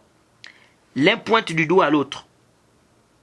Parfois il le bouge en disant par exemple, je t'avertis, la dernière fois que tu me parles ainsi. Vous allez voir par exemple quelqu'un qui pointe du doigt à l'autre. Deux personnes sont en train de discuter. Il y a un qui pointe le doigt à l'autre. Et il dit à l'autre, en pointant le doigt, je t'avertis la dernière fois que tu me parles ainsi. Et parfois même il s'avance. Il vient même parfois il me frotter même son doigt au nez, sur le nez de l'autre. En disant que c'est la dernière fois que tu me parles ainsi. Avec son doigt. Et l'autre de dire, ne me pointe pas du doigt. Ici là, il a dit ne me pointe pas du doigt. Et pourtant l'autre bougeait le doigt. Lorsqu'il était en train de dire que c'est la dernière fois que tu me parles ainsi, il bougeait son doigt. Mais il lui dit quand même ne me pointe pas du doigt. Ou bien, parce que quand les autres disent non, il a pointé son doigt. Je discutais avec un frère une fois, il me disait non, on a dit il a pointé le doigt. Donc pointer le doigt, ça veut dire que ça ne bougeait pas. J'ai dit ça c'est faux. Pointer le doigt ne veut pas dire ne bougeait pas. Je peux très bien pointer mon doigt à quelqu'un et le bouger. Et ça c'est clair, ça c'est dans le quotidien, même quand vous voyez des gens, parfois quelqu'un vient, il pointe le doigt, il dit toi là, hein, toi là. L'autre dit pourquoi tu me pointes du doigt? Et peut-être il est en train de bouger son doigt. Donc, il n'y a personne ici qui a appris la langue, il n'y a aucune personne ici qui a appris la langue française qui viendra dire ici que quand il a dit ne me pointe pas du doigt, cela voudrait dire ici qu'il n'a pas bougé son doigt. Et pourtant l'autre le bouge. Jade, quand quelqu'un par exemple il bouge son doigt, il te pointe du doigt en bougeant son doigt. Toi tu lui dis ne me pointe pas du doigt. Il n'y a pas quelqu'un qui viendra dire ici non tu as fait une erreur en français. Tu ne dois pas dire ne me pointe pas du doigt parce qu'ici il ne t'a pas pointé le doigt puisqu'il est en train de bouger le doigt. Non. Est-ce que vous suivez? Donc le mot pointer ou faire signe ou montrer du doigt, ce n'est pas très clair. Car je peux très bien faire signe. N'est-ce pas? Je peux très bien faire signe en pointant mon doigt ou montrer du doigt en le bougeant. Jade? Or la version de Zaïda, c'est une version qui est détaillée et claire. Il nous dit clairement ce que le prophète faisait lorsqu'il faisait signe du doigt, ou lorsqu'il pointait son doigt, ou lorsqu'il montrait du doigt. Quelle que soit la traduction que vous voulez. Jade? C'est pourquoi le Cheikh Al-Albani, il dit tout celui qui bouge son doigt dans la prière, il a fait signe du doigt, ou bien il a montré son doigt, ou il a pointé son doigt. Sauf que, qui le pointe en le bougeant. Jade?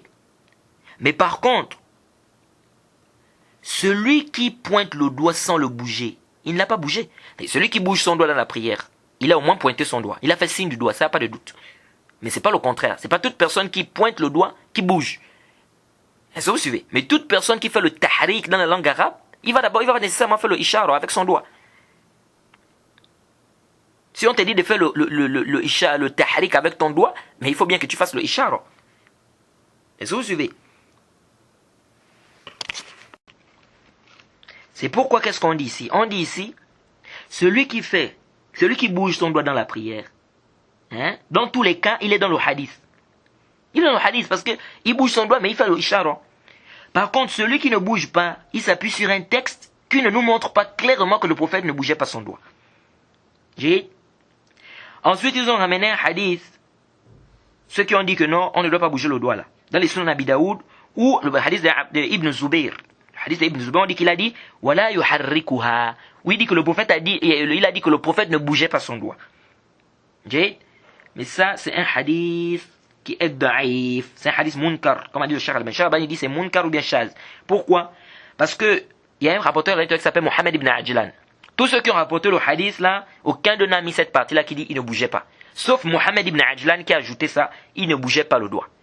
C'est pourquoi ils ont dit que c'est munkar ou bien shaz. Munkar parce que Mohammed ibn Ajlan c'est un rapporteur qui a des problèmes. Certains savants disent qu'il est sadouk, d'autres ont dit même qu'il est faible. Il est daïf. Donc les savants divergent sur lui. Dans tous les cas, Mohammed ibn Ajlan c'est quelqu'un qui a des problèmes au niveau de sa mémorisation. Donc beaucoup de savants disent que soit c'est shaz ou c'est munkar. Est-ce que vous voyez un peu? Pourquoi? Parce que tout simplement, Mohamed ibn Ajlan, il a des problèmes au niveau de sa mémorisation. Et donc, s'il a des problèmes au niveau de la mémorisation et qu'il est le seul qui rapporte ça, que les autres qui ont rapporté du même professeur n'ont pas rapporté cet ajout qui dit qu'il ne bougeait pas le doigt, ils disent là, il y a un problème. Parce que non seulement il a des problèmes, il n'est pas comme Zaïda. Parce qu'il y a d'autres qui viennent qui disent non, mais ici, quand vous dites que c'est Chaz, nous si on peut dire qu'il n'y a pas de contradiction avec ceux qui ont amené le Ishar, ceux qui ont dit qu'il faisait signe du doigt, bien pointer le doigt, il me montrait son doigt. Il n'y a pas de contradiction avec la parole d'Ibn Zubayr lorsqu'il dit qu'il ne bougeait pas. On dit oui, mais il y a une différence. La différence c'est quoi? C'est que Zaïda, lui, c'est un thiqa. Il est digne de confiance. Il n'a pas de problème au niveau de sa mémorisation. Et on va même voir des attestations des savants sur Zaïd ibn Qudama, celui qui a dit qu'on bouge le doigt. Par contre, Mohamed ibn Ajlan, lui, il y a une différence. La différence, c'est que Mohamed ibn Ajlan, lui, il a d'abord des problèmes au niveau de sa mémorisation.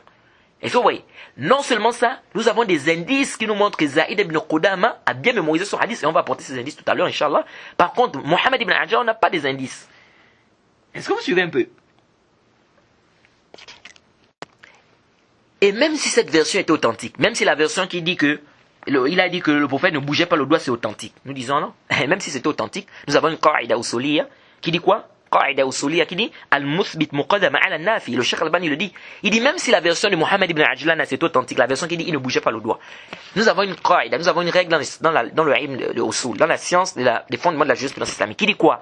Que l'affirmation prévaut sur l'infirmation. Si on a un texte quelqu'un qui infirme et un autre texte, quelqu'un qui affirme, on fait précéder celui qui affirme. Pourquoi? Parce que celui qui infirme, ça veut dire qu'il n'a pas vu. Mais celui qui affirme, ça veut dire qu'il a vu. C'est comme le hadith d'Aïcha.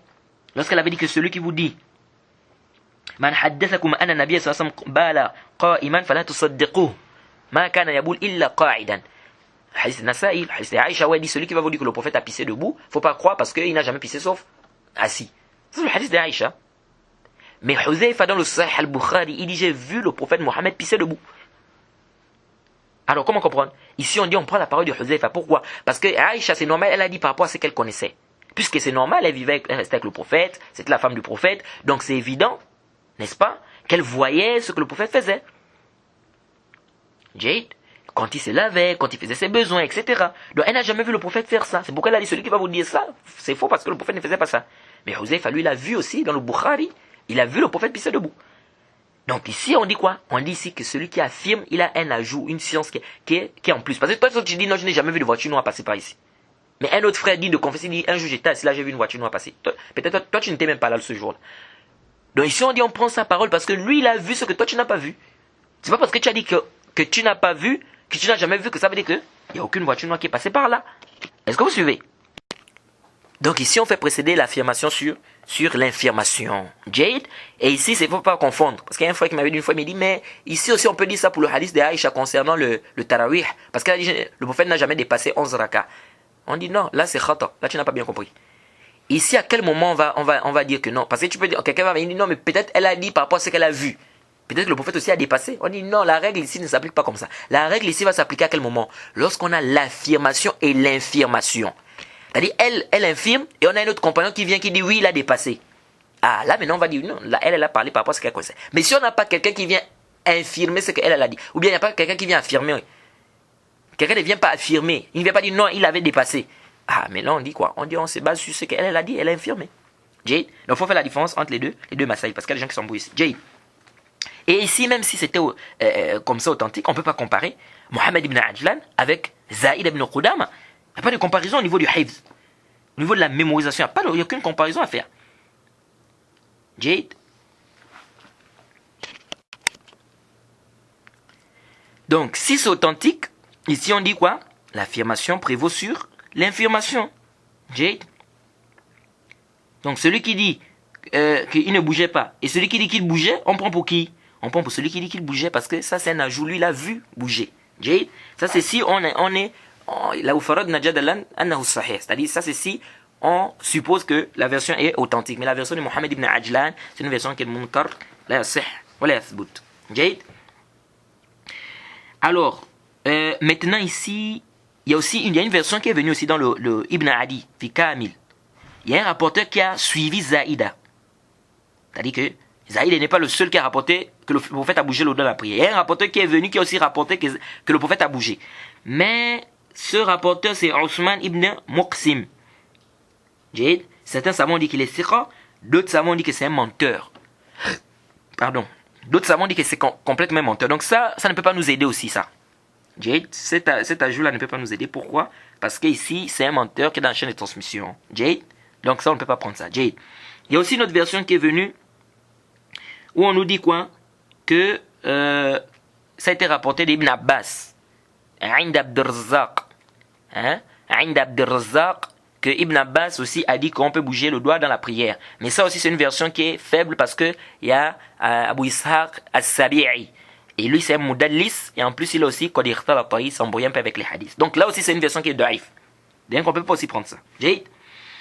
Alors ici, je dis Arju an tantabihu. Je demande votre attention parce que là, maintenant, on va apporter des indices qui nous montrent que Zaïd ibn Qudama a bien entendu son hadith. Jade. Les indices qui nous montrent cela, c'est que d'abord, premièrement, Ibn Hibban a dit, concernant Zaïd ibn Qudama, La ya'uddu sama'a sama'an hatta yasma' al-hadith thalatha marrat. Ibn Hibban a dit, Zaïd ibn Qudama, quand on dit c'est lui qui est le seul qui a amené bouger le doigt, il ne prenait pas un hadith jusqu'à ce qu'il entende ce hadith-là 3 fois du professeur. Vous avez vu? Comme Sofiane ibn Uyayna a dit là-bas. Il a dit, c'est pas la première fois que j'ai entendu ce hadith. J'ai entendu ça plusieurs fois de mon professeur. Donc, Zaïd ibn Qudama ici, il dit, Ibn Hibban ici dit que Zaïd ibn Qudama, il ne prenait pas un hadith sauf s'il entend ça 3 fois. Ça veut dire qu'il doit entendre le hadith 3 fois. Donc, ça veut dire quoi ici? Ça veut dire qu'avant de prendre l'information, Zaïd ibn Qudama se rassure d'abord qu'il a bien entendu l'information. Ça, c'est déjà un indice qui nous montre qu'on ne peut pas venir dire comme ça que Zaïda s'est trompé. Non. Quand on sait que Zaïda, il vérifie d'abord le hadith plusieurs fois, 3 fois, avant de rapporter le hadith. Parce qu'il veut se rassurer qu'il a entendu.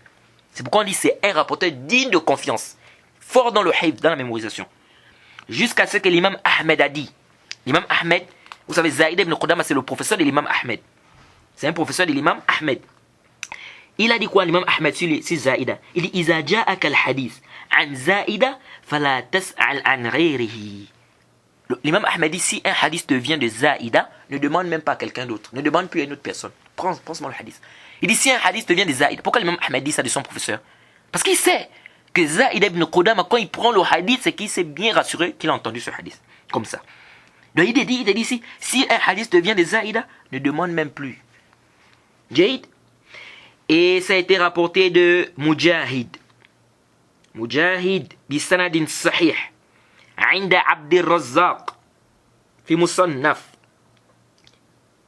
que Mujahid a dit تحريك الرجل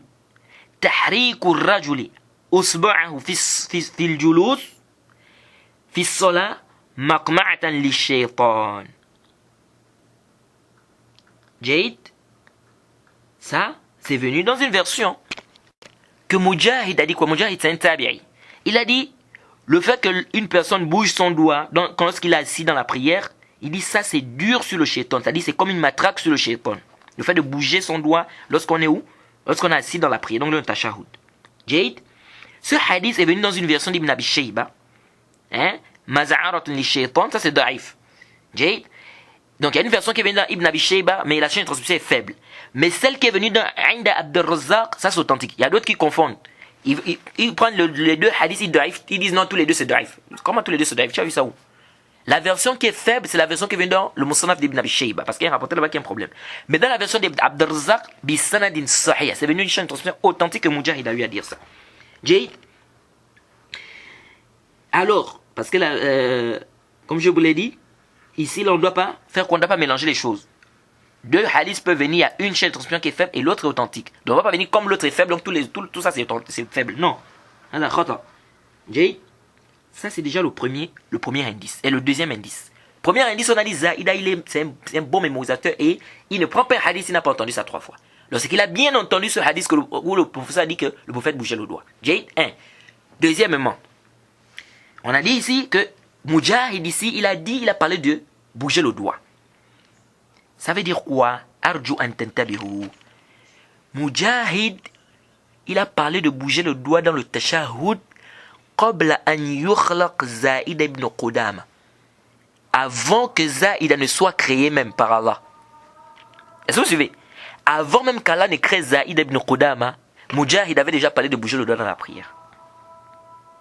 Ça veut dire quoi? C'est là où je vous dis, on aura besoin de notre cas, quand on a parlé de quoi? Du fait que celui qui rapporte des hadiths seul, que le shaz, pardon, c'est l'erreur. C'est une erreur. Ça n'existe que dans la tête du rapporteur. Qu'est-ce que cela nous prouve ici? Cela nous montre ici que donc, ça veut dire que Zaïd, ça veut dire que bouger le doigt dans la prière, c'était connu depuis, même avant que Zaïd en vienne, n'existe. Donc ça montre que c'est pas une erreur, c'est pas quelque chose qui vient de sa propre tête. Parce qu'on a eu le shaz, ça n'existe pas, ça n'existe que dans la tête du rapporteur, en fait, c'est une erreur. Ça, c'est un indice qui nous montre que Zaïd a bougé le doigt, Zaïd ne s'est pas trompé. Parce que ça existe même avant même que Zaïd ne vienne. Et ça existe même chez les salafs. Puisque Mujahid fait partie des tabi'in. Et les tabi'in, ou les tabi'un, ils font partie des salafs. Jade, ça veut dire que bouger le doigt dans le tashahhud, c'était connu chez les salafs. C'était connu chez les salafs. Ajoute encore à cela, Mujahid c'est qui? Mujahid c'est un des étudiants de Ibn Abbas. Mujahid c'est un des étudiants de Ibn Abbas. Donc, il a vu Ibn Abbas pendant combien de temps? Pendant longtemps. Il marchait avec Ibn Abbas. C'était son professeur, il marchait avec Ibn Abbas qui fait partie des compagnons pendant longtemps. Et Mujahid n'a pas seulement vu qu'Ibn Abbas, il a vu plusieurs compagnons. Mujahid, il a vu plusieurs compagnons. Ça veut dire quoi? Ça veut dire que Mujahid a prié avec Ibn Abbas, il a prié avec beaucoup de compagnons. Donc vous pensez que Mujahid, pendant toutes ces années-là, il priait avec Ibn Abbas, il priait avec les compagnons du prophète. Il ne voyait aucun compagnon bouger le doigt. Maintenant, après on lui pose la question sur le fait de bouger le doigt dans la prière, il dit non, c'est permis. Il fait la fatwa qu'il y a juz. Il dit même que c'est dur sur le shaitan. Est-ce que vous voyez un peu? C'est-à-dire, c'est quand même baïd. C'est loin de venir dire ici que Zaïd s'est trompé. Ça nous prouve que bouger le doigt, c'était connu chez les salafs, chez les compagnons du prophète. Parce que Mujahid, ça c'est la prière. La prière, c'est un acte qu'on fait 5 fois par jour. Donc Mujahid ne peut pas marcher avec Ibn Abbas pendant des années. Ils font la prière ensemble. Ils voient même les compagnons du prophète. Ils prient même ensemble dans la même mosquée. Et il ne voit aucun compagnon bouger le doigt. Et après, on vient lui poser une question sur le fait de bouger le doigt. Il fait une fatwa que c'est permis. Vous pensez que Mujahid peut faire ça? Donc tout ce temps-là, il voyait aucun compagnon ne bouger le doigt. Aucun. Lui, il vient faire la fatwa qu'on a bougé. Non. Hatman, Jazman, on affirme avec certitude que si Mujahid a fait cette fatwa, c'est parce qu'il a certainement vu les compagnons le faire dans la prière. Il a certainement vu les compagnons bouger le doigt dans la prière. Donc ça nous montre ici que c'est bouger le doigt dans la prière, c'était connu des compagnons du prophète. C'était connu. Et si les compagnons du prophète bougeaient le doigt dans la prière, et on sait très bien que les compagnons du prophète priaient derrière le prophète. Ils ont prié derrière le prophète pendant des années. Ça veut dire clairement qu'ils ont certainement vu le prophète le faire. Ils ont certainement vu le prophète le faire. Ça, il n'y a pas de doute. Et ajoute encore à cela que ça, c'est l'avis de l'imam Malik. C'est l'avis de l'imam Malik. Et l'imam Malik, on connaît très bien l'imam Malik, sa position par rapport à la pratique des gens de Médine. L'imam Malik rejette parfois des hadiths si c'est en contradiction avec la pratique des gens de Médine. Ça, les gens doivent savoir ça. Parfois, l'imam Malik, en un hadith authentique qui vient, il dit non. Si ça contredit la pratique des gens de Médine, parfois il laisse. Si c'est par exemple ahad, il dit non, c'est vrai le hadith est authentique, mais ça contredit la pratique ici à Médine. Pourquoi? Parce que l'imam Malik estime que si des tabi'oun, parce que l'imam Malik il a rencontré qui? L'imam Malik a rencontré les tabi'oun, donc les élèves des compagnons. Donc l'imam Malik, il estime que si les élèves des compagnons ne font pas quelque chose, n'est-ce pas? Ou bien font une chose qui est en contradiction avec un texte, ça montre ici que cette pratique qu'ils font là, ils ont pris ça certainement des compagnons. Ils ont pris ça certainement des compagnons. Et s'ils ont pris ça des compagnons, c'est que les compagnons ont certainement pris ça du prophète. Alors donc l'imam Malik estime que ça c'est un dalil, la pratique des gens de Médine. Même si nous on dit que la pratique des gens de Médine n'est pas un dalil à la itlaq, de manière absolue, mais ça peut être un dalil. Comme là par exemple. Ici on dit là ça peut être un dalil. Pourquoi? Parce que la prière c'est quelque chose de mustafid, c'est-à-dire c'est quelque chose de répandu, qu'on fait tout le temps. Donc ça nous montre que si l'imam Malik a cet avis-là, qu'on bouge le doigt dans la prière, ça veut dire que l'imam Malik voyait bien les tabi'oun, donc les élèves des compagnons, bouger les doigts dans la prière. Sinon, il ne devait pas prendre cet avis, parce que comme on a dit, parmi les usul de l'imam Malik, les fondements de l'imam Malik, il ne prend pas, c'est-à-dire il se base beaucoup sur la pratique des gens de Médine. Surtout s'il voit que ça vient contredire un texte. Jade. Et par exemple, s'il voit que le texte vient contredire, par exemple, la pratique des gens de Médine, et que le texte est par exemple ahad. Jade. Donc ici, là, ça nous montre ici que même si l'imam Malik a cet avis, ça veut dire que l'imam Malik voyait les tabi'oun faire ça. Sinon, il ne devait pas le faire. Et si les tabi'oun faisaient ça, ça nous montre que bouger le doigt dans la prière, c'était connu chez les salafs. C'était connu des salafs. Donc venez dire que Zaïd a comme ça, il s'est trompé, c'est une erreur, c'est chaz. avec tous ces indices-là, nous disons non. Donc ça, c'est Baïd de venir dire qu'il s'est trompé ici. Moudjahid, tout ce temps-là, il priait avec Ibn Abbas, avec les compagnons, il ne voyait aucune personne bouger le doigt, et après lui vient faire la fatwa sur ça. Disons là. لو لم يرى أحد يحرك ثم يسأل ويفتي أو لم يرى أحد يحرك ثم يسأل ويفتي به. Nous disons là. Nous disons non. لو لم يرى الصحابة يفعلون هذا لم يفتي به أصلا. جيد. Et puis aussi, l'imam Malik est venu avant Zaïd ibn Qudama. Vous savez ça? Donc cela voudrait dire quoi? Que même avant que Zaïd ne vienne, le tahrik était déjà connu. Puisque l'imam Malik, son avis c'est qu'on bouge le doigt dans la prière. Et l'imam Malik est là avant, c'est-à-dire qu'il est venu avant Zaïd ibn Qudama. Donc ça montre que c'était connu depuis. Ça montre que c'était connu quoi? Depuis. Ça c'est ce qui est juste. Donc ce qui est juste, il n'y a pas de doute que bouger le doigt, c'est venu, c'est permis. On bouge le doigt dans la prière, ça a été rapporté des tabi'oun, des compagnons, et même que ça remonte jusqu'au prophète, parce que les compagnons du prophète Mohammed sallallahu alayhi wa sallam, s'ils l'ont fait, c'est qu'ils ont certainement vu du prophète Mohammed sallallahu alayhi wa sallam, parce que c'est un acte mustafid, ça c'est un acte qui tout le temps fait ça, la prière. Est-ce que vous voyez? Il y a une version qui est venue dans Abdul Razak, an Urwa, an Abihi, on dit kana yushir bi usbu'ihi wa la yuharrikuha. Ça c'est un hadith qui est daif, que Urwa ibn Zubair, il rapporte, lui, il rapporte de son papa qu'il faisait le ishar dans la prière, il ne bougeait pas le doigt. Ça c'est daif aussi. Pourquoi? Parce qu'il y a un rapporteur qui s'appelle Abu Khalid al-Ahmar. Et il est saduq, c'est il-hifz. Il a des problèmes au niveau de sa chaîne et au niveau de sa mémorisation. Jade. Donc voilà un peu ce qu'il faut retenir ici par rapport au fait de quoi? Par rapport au fait de bouger le doigt dans la prière. Donc ce qui est juste, c'est qu'on bouge le doigt dans la prière, c'est venu. Les textes, les indices nous montrent clairement que Zaïd ne s'est pas trompé ici. Et aussi, un autre problème, c'est sur maintenant la manière de bouger. Comment est-ce qu'on doit bouger le doigt? Là, il y a un problème. Alors, comment est-ce qu'on doit bouger le doigt? Parce qu'on voit beaucoup de gens qui font des erreurs au niveau de bouger le doigt. D'autres, ils tournent comme ça, ils font un cercle. D'autres, ils montent, ils descendent. D'autres, ils bougent de gauche à droite. C'est-à-dire, c'est tout un désordre. Alors, nous avons un hadith qui va nous aider concernant la manière de bouger le doigt. Le hadith est rapporté dans les Sunan al-Nasa'i et Abi Daoud. Rapporté par Abu Daoud sur le hadith numéro 907. Nasa'i sur le hadith numéro 1160. Hadith de Abdullah ibn Umar. أنه رأى رجلا يحرك الحصى بيده وهو في الصلاة فلما انصرف قال له عبد الله لا تحرك على حصى وأنت في الصلاة فإن ذلك من الشيطان ولكن اصنع كما كان رسول الله صلى الله عليه وسلم يصنع قال وكيف كان يصنع قال ووضع يده اليمنى على فخذه اليمنى وأشار بأصبعه التي تلي الإبهام في القبلة ورمى ببصره إليها ونحوها ثم قال هكذا رأيت رسول الله صلى الله عليه وسلم يصنع. Il a vu, Ibn Omar a vu quelqu'un qui bougeait les pierres. Il était dans la prière et il touchait les pierres, il bougeait les pierres dans la prière. Il lui a dit ne fais pas ça, ça vient du shaitan. Il dit fais comme le prophète faisait dans la prière. Il lui a dit comment est-ce que le prophète faisait? Il dit le prophète était assis, il a mis sa main droite, n'est-ce pas, sur la cuisse droite et la gauche sur la gauche et il a fait signe ou bien il a montré son doigt, Jade, c'est-à-dire le Ibham, le Sababa, pardon. Il a montré quoi? Le Sababa, ce qui suit le Ibham, donc le pouce, Jade, vers la Qibla. Donc il a montré son doigt en direction de la Qibla. Et il a mis son regard sur le doigt. Il dit c'est comme ça que j'ai vu le messager d'Allah faire. Arju an tantabihu. Ça veut dire quoi ici? Certains qui ont voulu faire cette partie en disant Mohammed ibn Ajlan, mais on dit ça c'est pas sahih.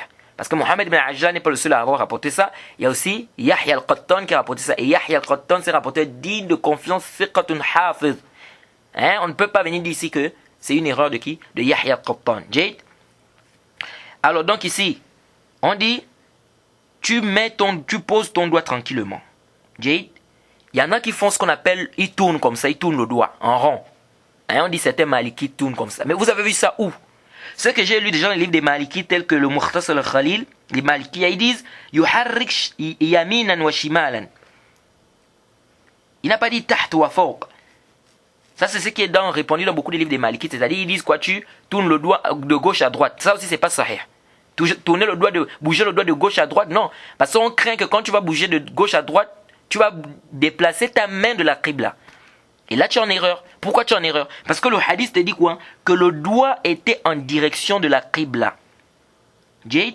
Donc, c'est le doigt qui est en direction de la qibla. Or, quand toi, tu vas bouger de gauche à droite, tu vas déplacer même déjà le doigt parce que tu vas tourner là-bas, ça va quitter la direction de la qibla. Et on craint donc que tu te détournes, que tes mains se détournent de la qibla. C'est-à-dire le doigt va se détourner parce que tu vas mettre ça à droite et ça va être quoi? Ça va partir de l'autre côté, ce ne sera pas en direction de la qibla.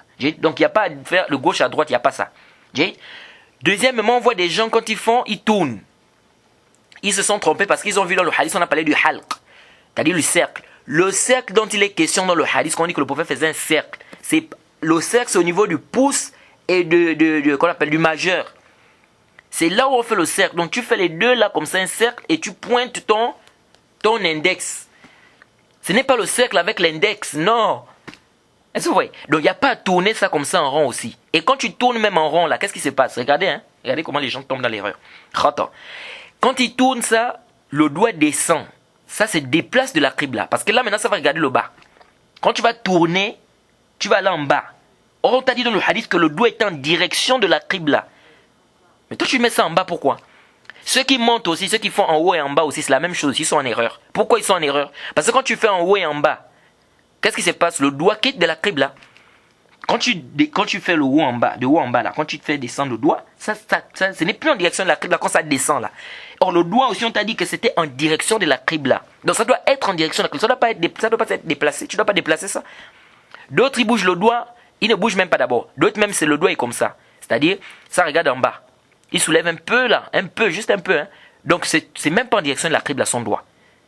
Ça aussi, c'est khata aussi, c'est une erreur. Donc, d'autres, ils bougent en bas comme ça, ils bougent. Donc, le doigt est là, mais ils bougent ça comme ça. Comme il bouge, il est en train de bouger là, le doigt n'est même pas en direction de la qibla, mais ça regarde en bas. Le doigt regarde en bas le sol. Donc, il est en train de bouger le doigt comme ça en bas au sol. Non, le doigt doit regarder, ça doit être en direction de la qibla. Jade? C'est pourquoi on dit, tu poses ton doigt tranquillement en direction de la qibla sans le déplacer et tu le bouges sur place. C'est pourquoi le Cheikh Albani te dit quoi? Il te dit tu bouges ça légèrement comme ça, sur place. Parce que si tu bouges trop en montant, en descendant, tu quittes de la qibla. Si tu peux aussi à gauche, à droite, tu vas quitter de la qibla. Donc tu dois le bouger sur place. Et ça, c'est le tahrik. C'est ça le tahrik. Donc sur place comme ça, tu le bouges. Il ne doit pas être déplacé de quoi? De la qibla. Jade. Donc tu places ton doigt comme ça. Tu regardes le doigt, et ici encore une autre erreur. On a dit que le prophète, les yeux du prophète regardaient le doigt. Le doigt. On n'a pas dit le corps. On voit des gens, quand ils font le tashahhud, qu'est-ce qu'ils font? Ils tournent la tête comme ça. Ils tournent la tête, ils regardent la main, ils regardent le doigt. Non, c'est pas la tête qui tourne. Ce sont les yeux qui doivent regarder le doigt. La tête doit rester tranquillement comme ça en direction de la qibla. Il ne faut pas déplacer la tête, non. Vous voyez? Donc voilà un peu la manière dont on doit faire quoi? On doit bouger le doigt dans la prière. Jade? Et bien évidemment dans la prière aussi, il y a beaucoup des erreurs que les gens font concernant quoi? Concernant la prière. Jade? Et avant qu'on ne puisse terminer, je voulais rappeler une erreur aussi par rapport aux femmes qui ont les voiles. Il y a beaucoup de gens qui me posent cette question-là. Oh, mais comment la femme, quand elle fait le sujoud, est-ce qu'elle doit soulever le voile? Les femmes qui portent par exemple le niqab, qui a le voile qui couvre le visage, le voile intégral. Est-ce que quand quand elle va descendre au sujoud, elle doit soulever le voile et puis mettre son... Ça, c'est pas une charte. C'est pas charte. Elle peut prier comme ça. Et même s'il y a certains savants qui ont dit non, quand tu mets le front au sol, il faut enlever, tu dois rien mettre entre toi et le sol. Non, ça c'est pas sahih. Pourquoi c'est pas sahih? Parce que c'est venu le hadith de Anas, fi sahih al-Bukhari. Il dit kunna nusalli ma'a rasulillahi sallallahu alayhi wa sallam fi shiddati al-har. Il dit kunna nusalli ma'a rasulillahi sallallahu alayhi wa sallam fi shiddati al-har fa iza lam yastati' ahaduna. Il dit ceci, فَإِذَا لَمْ يَسْتَطِعْ أَحَدُنَا أَنْ يُمَكِّنْ جَبْهَتَهُ مِنَ الْأَرْضِ بَسَطَ ثَوْبَهُ فَسَجَدَ عَلَيْهِ. Ça c'est clair. Le compagnon Anas il dit ceci, il dit on priait avec le messager parfois dans des périodes où il faisait très chaud. Lorsqu'on ne pouvait pas bien mettre notre front au sol, parce qu'à cause de la chaleur, l'un d'entre nous prenait son vêtement, il plaçait ça au sol et il mettait le front là-dessus. Donc il n'y a pas de mal que la femme mette son front sur quoi? Sur son niqab. Ça dit qu'elle prie avec son niqab. Il n'est pas obligatoire pour elle d'enlever ça pour mettre le front au sol. Il a été aussi rapporté que le prophète priait sur des khumr. J'ai sur les tapis. Donc ça, ce n'est pas un dalil. Il n'y a aucun dalil qui vient dire qu'elle doit nécessairement enlever le niqab. Donc quelqu'un peut prier avec son chapeau. Quelqu'un peut prier avec, comment on appelle là, le shimar, n'est-ce pas? Il peut mettre le front sur un tissu, ça, il n'y a pas de problème. Ça n'annule pas la prière de la personne. C'est comme quelqu'un qui prie avec les chaussettes. Et ça, on va dire à la personne que non, enlève les chaussettes parce que tes pieds doivent toucher le sol. Non. Donc, c'est ce qui est juste. Donc, je pense qu'on a fini, on a fait le tour concernant le chapitre 2 de la prière. C'est vrai, les cours étaient vraiment longs. Hein. Ce sont des cours longs parce qu'il y a beaucoup de choses à dire. Et vraiment, on demande qu'Allah nous facilite, qu'Allah nous donne la compréhension de la religion et qu'il fasse en sorte que tous ces cours-là, tout ce qu'on a eu à faire, soit vraiment bénéfique et profitable pour beaucoup de frères. Je pense qu'on a fait le tour un peu sur les questions de quoi? De la prière. Peut-être on a oublié certains points. Vraiment qu'Allah facilite et qu'Allah nous aide, qu'il nous guide. Wa subhanaka Allahumma bihamdik. Ashhadu an la ilaha illa anta astaghfiruka wa atubu ilaik. Assalamu alaikum wa rahmatullahi wa barakatuh.